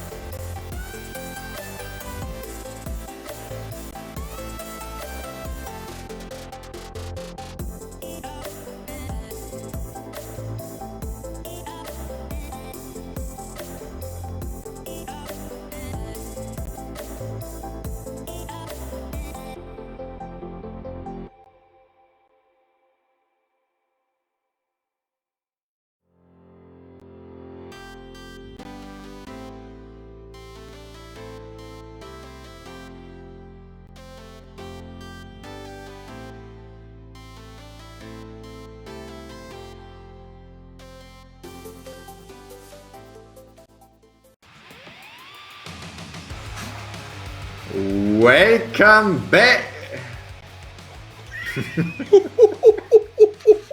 Duck swayable. Welcome back to the Northern American European Summer Tournament. We are in the match between Goldsmith versus Before You. Before You was able to decide the first round for themselves with 8 points. They were able to get 4 survivor elimination as well as 3 survivors through the gate in the second match.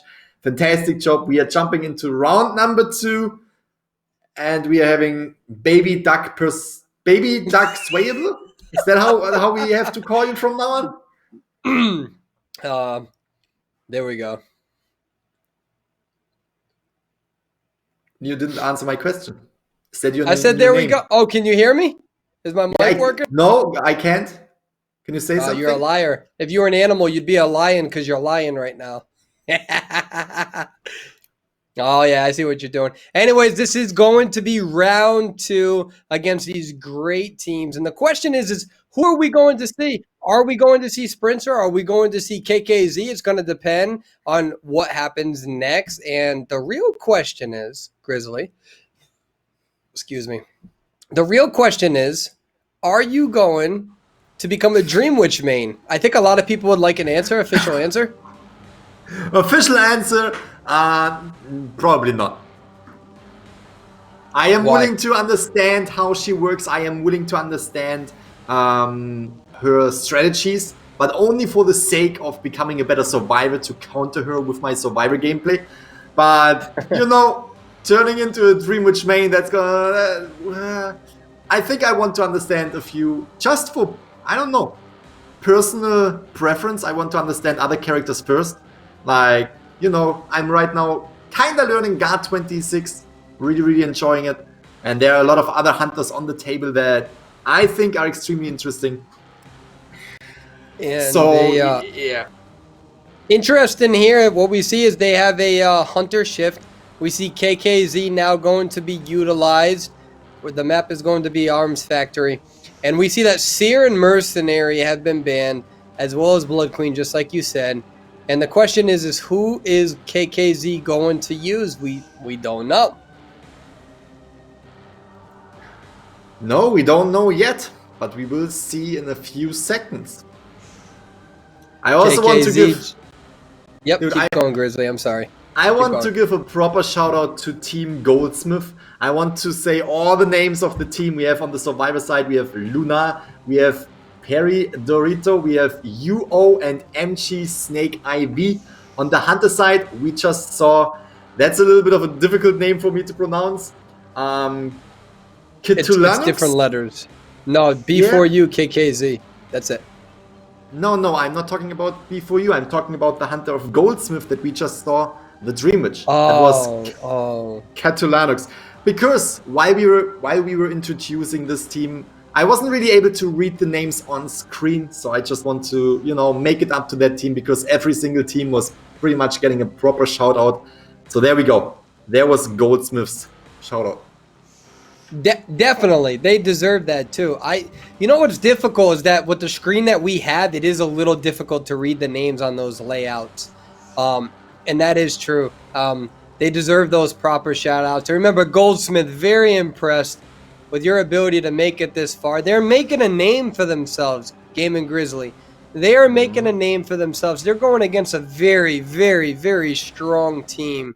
And they're making a name for themselves, letting people know, hey, we're here. This is a new name that you may not be familiar with, but we are. And remember this name after this tournament. And I think they've done a great job. And remember, this is a very difficult spawn point for at least some hunters like Photographer. This is spawn point number 2, although this isn't that detrimental to a Dream Witch. And we see this transition over to what we refer to as Water Jug. Great job finding a survivor quite early in the game. And what? That is a great usage of the leeches.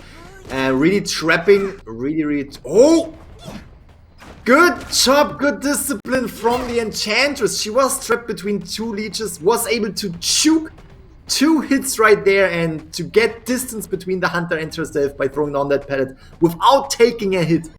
Good job from KKC finding the Enchantress so early in the match, but you have to say, Enchantress doing a great job giving the team more time. Definitely so. That was very impressive from that Enchantress. Bought a lot of time for their survivors. And another thing to remember with this sort of matchup, this is not a slow decoding team. This is not that typical Gravekeeper mercenary forward builds. So they're going to have to be very careful in regards to, or rather the hunter has to be very careful with how long it takes to take down a survivor, because they're not going to have that slow decoding time. And so this kite is very important for Goldsmith. They're doing a good job.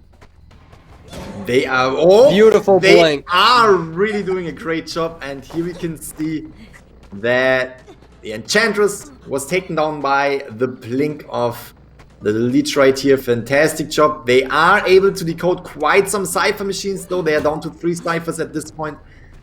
Again, we need to mention that Bloody Queen can be extremely dangerous late game. We also have to say that Goldsmith is doing a great job right here. Yeah, and they're doing, Goldsmith right now is doing a good job trying to take down what we call that box cipher, because there's some ciphers that are really close to each other, and so they got to take down one of them or it's going to be a nightmare later on. Beautiful hit. Good hit. Gravekeeper was not able to rescue the Enchantress right away, and that was giving the Leech time again to hit the Enchantress right away. She's now going down within 20 seconds thanks to Tide Turner. And we have the Dream Witch, KKC, still putting pressure on the Gravekeeper as well. He's already damaged. And just putting the leech right there, making him move a little bit and getting him away from Cipher machines. Is to make sure that they can get this here. Good job from KKZ. And remember, that's what makes Dream Witch so difficult to go against. Is that even if you have a decent early game, it's that late game that a good, solid Dream Witch can prevent and make a nightmare. And that's the difference between this hunter versus virtually every other hunter.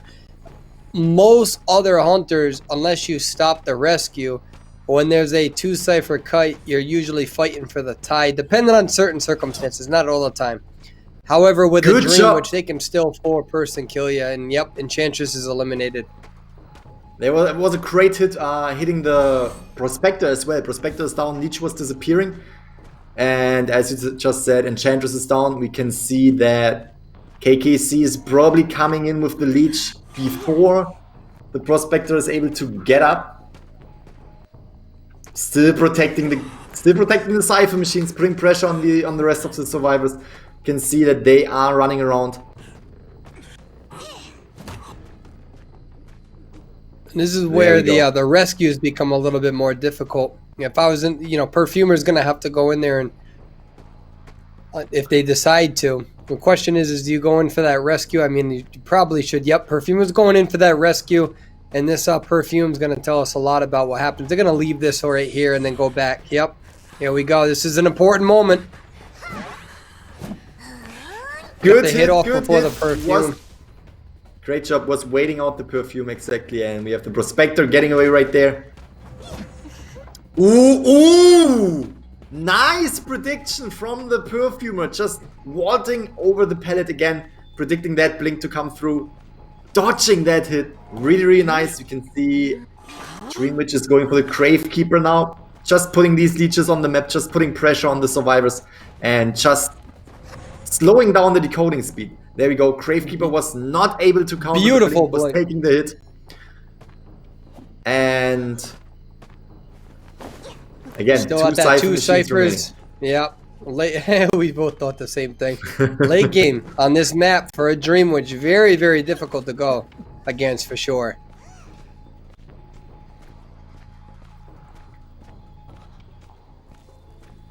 See the movements here. We got somebody on that rocket chair, Gravekeeper down, Prospector, Perfumer, they're both 1-shots.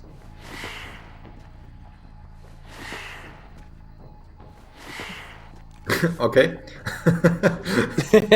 trying to blend into the the little container. thing there. Yeah. Let's see what they're going to do here. Gets the hit against the Nice. prospector. I can't see the perfumer. Oh yeah, she's Perfumer is behind. decoding. She's in the bottom left. Look at the bottom left. She's still decoding. Mm-hmm. And that's oh, I see. The webcam thing, I moved it over there. No matter where I move this thing, it's the wrong spot. Oh, that's gonna be interesting again. Oh, there comes the patroller. We have the gravekeeper out of the game. I think Prospector can get up again, so that might buy the team a little bit more time. But Perfumer is down. Prospector is up at the same time. Again, we can see that KKC is just leaving these survivors on the ground, putting a leech right next to the Perfumer just in case she gets up. Good job.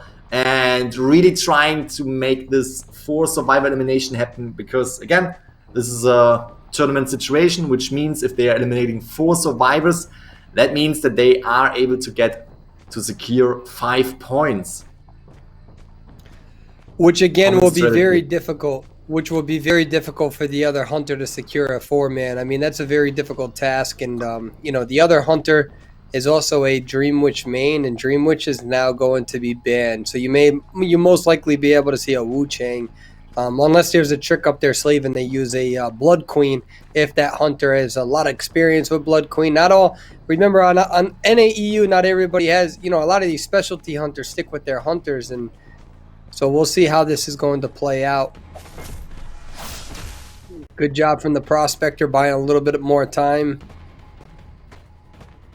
Perfumer got up, Perfumer got up, and we can Yep. see. Good job. Good job. We had the Dream Witch coming through. She saw that the Perfumer was getting up, was trying to hit her right away. But before getting up, the Perfumer was actually slowly moving towards a window, so she could get a little bit of a gap between the hunter and herself. Oh, that's gonna be mind game, and she got bit by the patroller, and that might actually be extremely difficult for her to avoid an additional hit. And now Perfumer cannot get back up. So once they get this, he's gonna patroller with the main body, and now it's the main spawn follower. This is the main follower that you start the match with is gonna come up here, get this hit, and then what they're going to do is probably try to. Good job, good job. Good job. Good job from the prospector. Going to leech. Good job from the prospector. You can see that I have so much respect for this. Not giving up, going in, doing the best that you can to buy as much time as you can. This is awesome. I like seeing this sort of gameplay. Same, and what the prospector is trying to do is he is trying to buy himself enough time to pretty much let his teammate, the Perfumer, bleed out, so the dungeon opens up, so he can escape through the dungeon. It's gonna be extremely difficult, especially with all the leeches on the map, and You can see KKZ showing that sort of respect where, like, you know, you start doing that graffiti like that, it's like, all right, good job, you're doing an awesome job. That's exactly what KKZ is trying to communicate there. Look at this prospector, still alive. Yeah. This is awesome. It's a Good difficult job. situation. Yeah, hats off to that prospector. Good job, prospector. You bought a whole bunch of time for your team.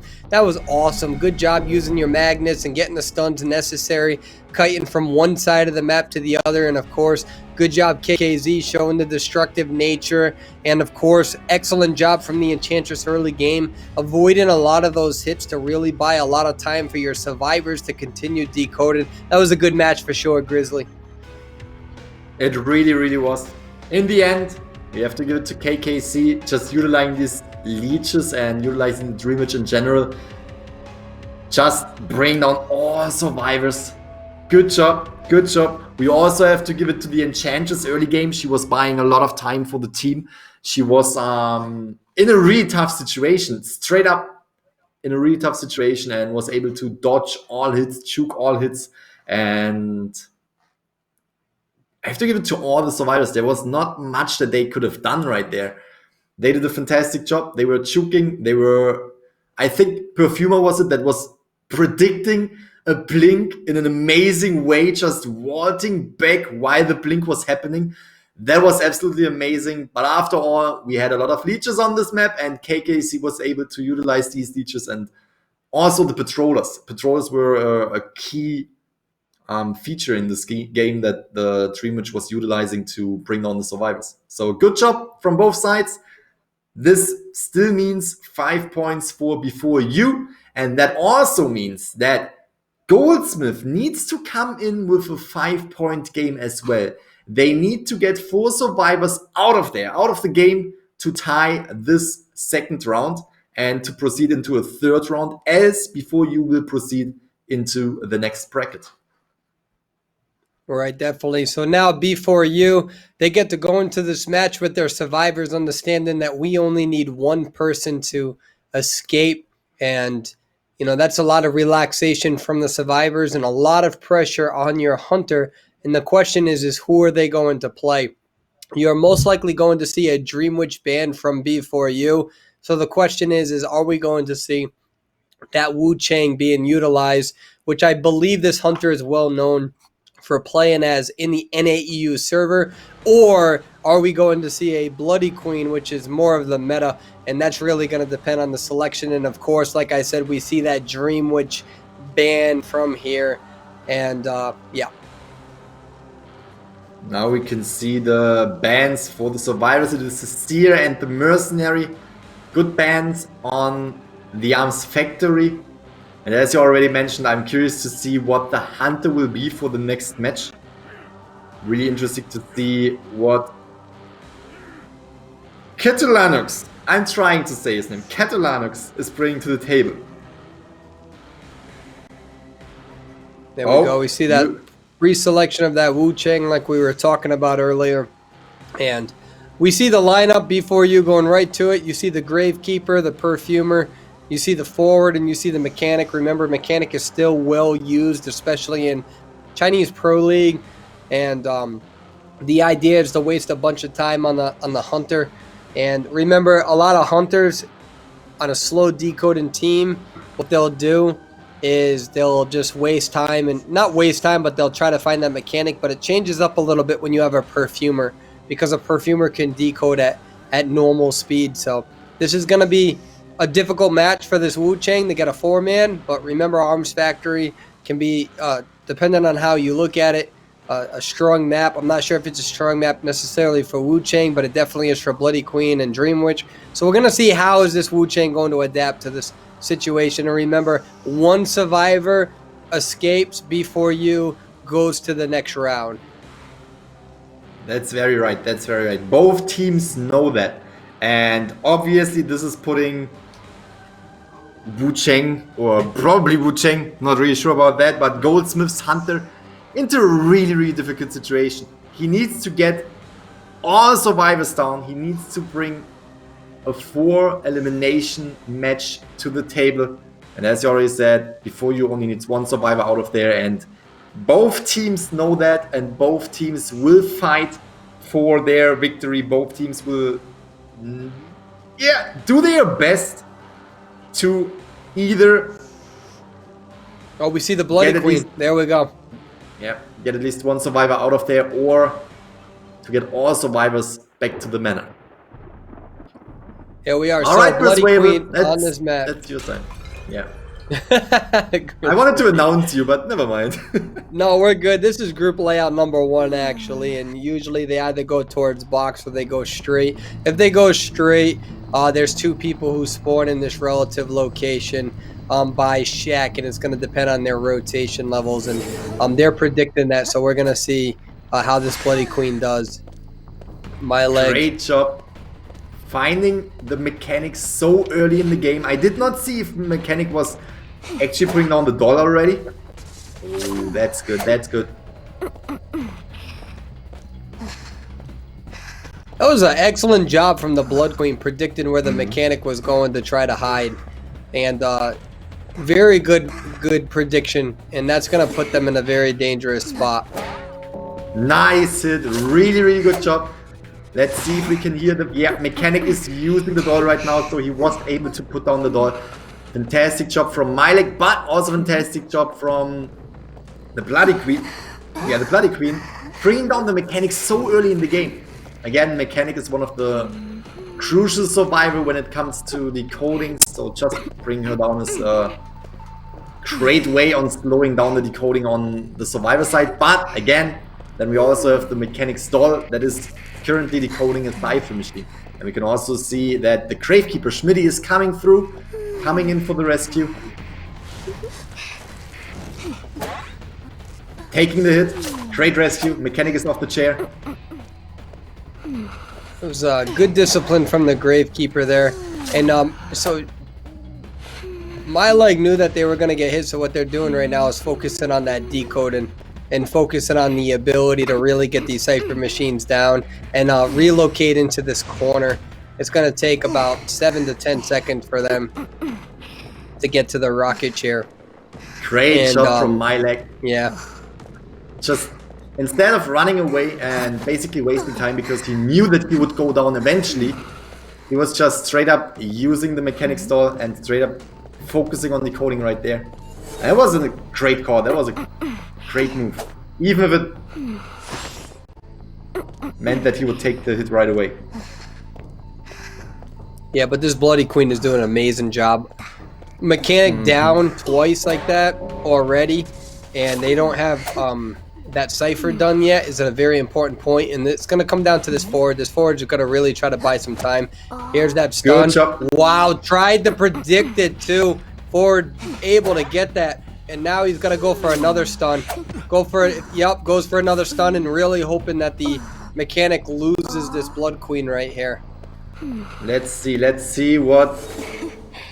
Ooh, that's going to be interesting. That's going to be interesting. If the Bloody Queen can bring down the mechanic, and I think, yeah, Bloody Queen sees the mechanic right there. If the mechanic is going down again, there will be no way for her to get away, except if the Ford is coming in with a stun, but we also have to see the Ford is already down. Yeah, but Bloody Queen's got blink, you got to be careful. Ooh, there comes exactly that blink, just catching up right there. Mechanic buying as much time as what they can right now. This wasn't that bad because it bought a lot of time for the mechanic to continue kiting instead of getting hit with Tide Turner. They need one survivor out, but this Bloody Queen doing a good job making sure not losing track of that mechanic despite what the forward did. And they're down to one cipher, and really B4U just needs one person out. That was... I didn't even see that there was only one cipher machine remaining. That was extremely fast. Again, we had the doll decoding most of the time while the mechanic was on the chair, really helping this team to decode down to one cipher machine right here. What we can see is that Bloody Queen definitely is not trying to get the forward. She knows that the forward still has... Oh, cipher pop happened! Good job on B4U! Just the communication, just telling their teammates that, okay, Greenwood is not anywhere close to anyone, so therefore we can just pop it and split up. One survivor goes to the one gate, the other two survivors go to the other gate. Again, they only need one survivor out of there, and they know that. And therefore having different survivors at different gates, that makes it extremely difficult for the Bloody Queen to catch up. He has a lot of football left, so he should be able to use this to his advantage.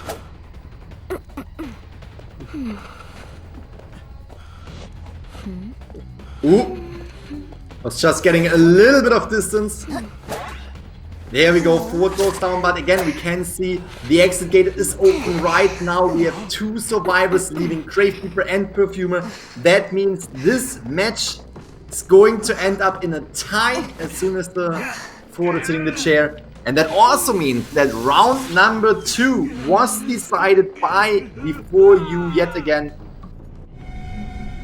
Phenomenal match, great job from the Dream Witch, not the Dream Witch, the Bloody Queen, and it was such a good thing for her to find the mechanic early game and to bring down the decoding, but on the other side the doll was still up, doll was still decoding, and that was really helping out. We can see that the mechanic brought down exactly one cipher machine while kiting around the hunter for 62 seconds.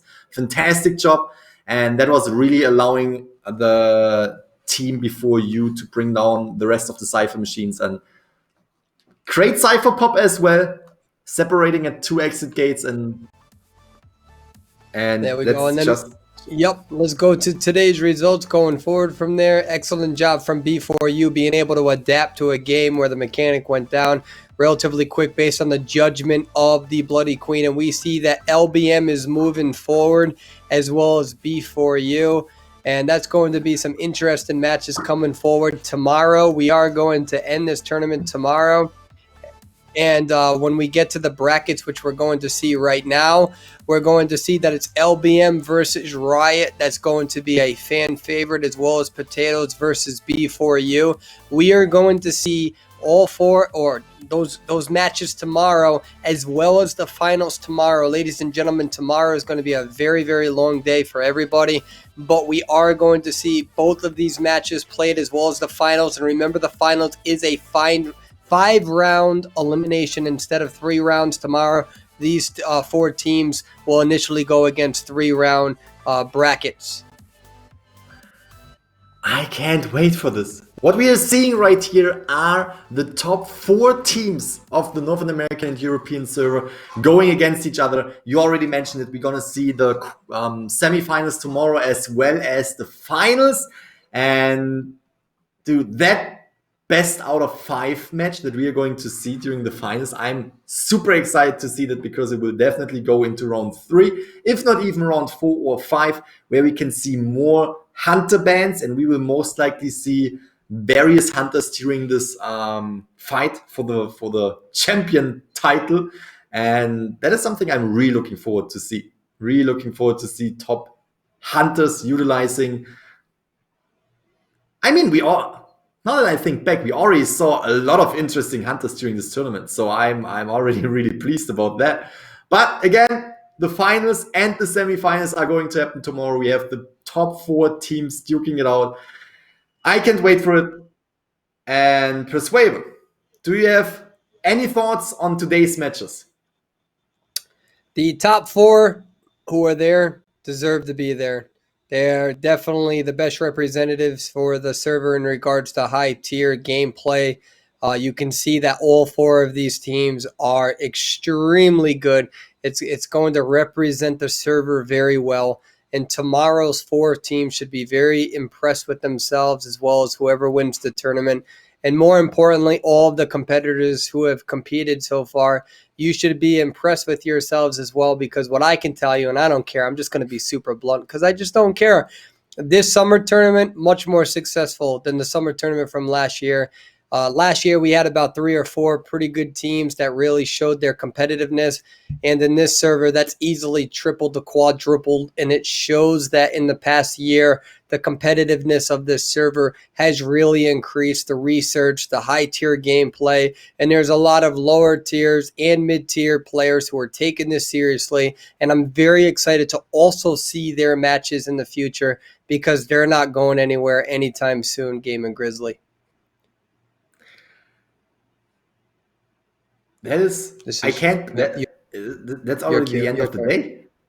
Yeah, but that's your turn. Yeah, we're done. Yeah, we're done. We're done. We have seen great matches. Yeah. I want to give. I want to say congratulations to everyone who was taking part today, who was making it that far. We had Complex going against LBM. Just a quick recap. Recap. Okay, Christy. All right. Complex versus LBM. And we also saw Goldsmith going against B4U. I want to give a shout out to Goldsmith as well as Complex. They were doing a great job. They made it to the top 8, which is already a huge achievement. And I'm excited for tomorrow. We're going to see the semifinals. And with that being said, as well as the finals, and with that being said, I want to thank the community for being so positive. I'm reading the chat. Most of the times I'm reading the chat and I'm seeing the live stream. I'm seeing you guys. Huge shout out to you. Hope you guys enjoyed it. And that's it for me. Yep. And special shout out to P5 and XQ. I'm looking forward to you all competing and working very hard and continuing to show your skill on the server as fierce, feisty competitors. Thank you very much for joining Game and Grizzly and I. Everybody, have a beautiful evening or morning. Bye.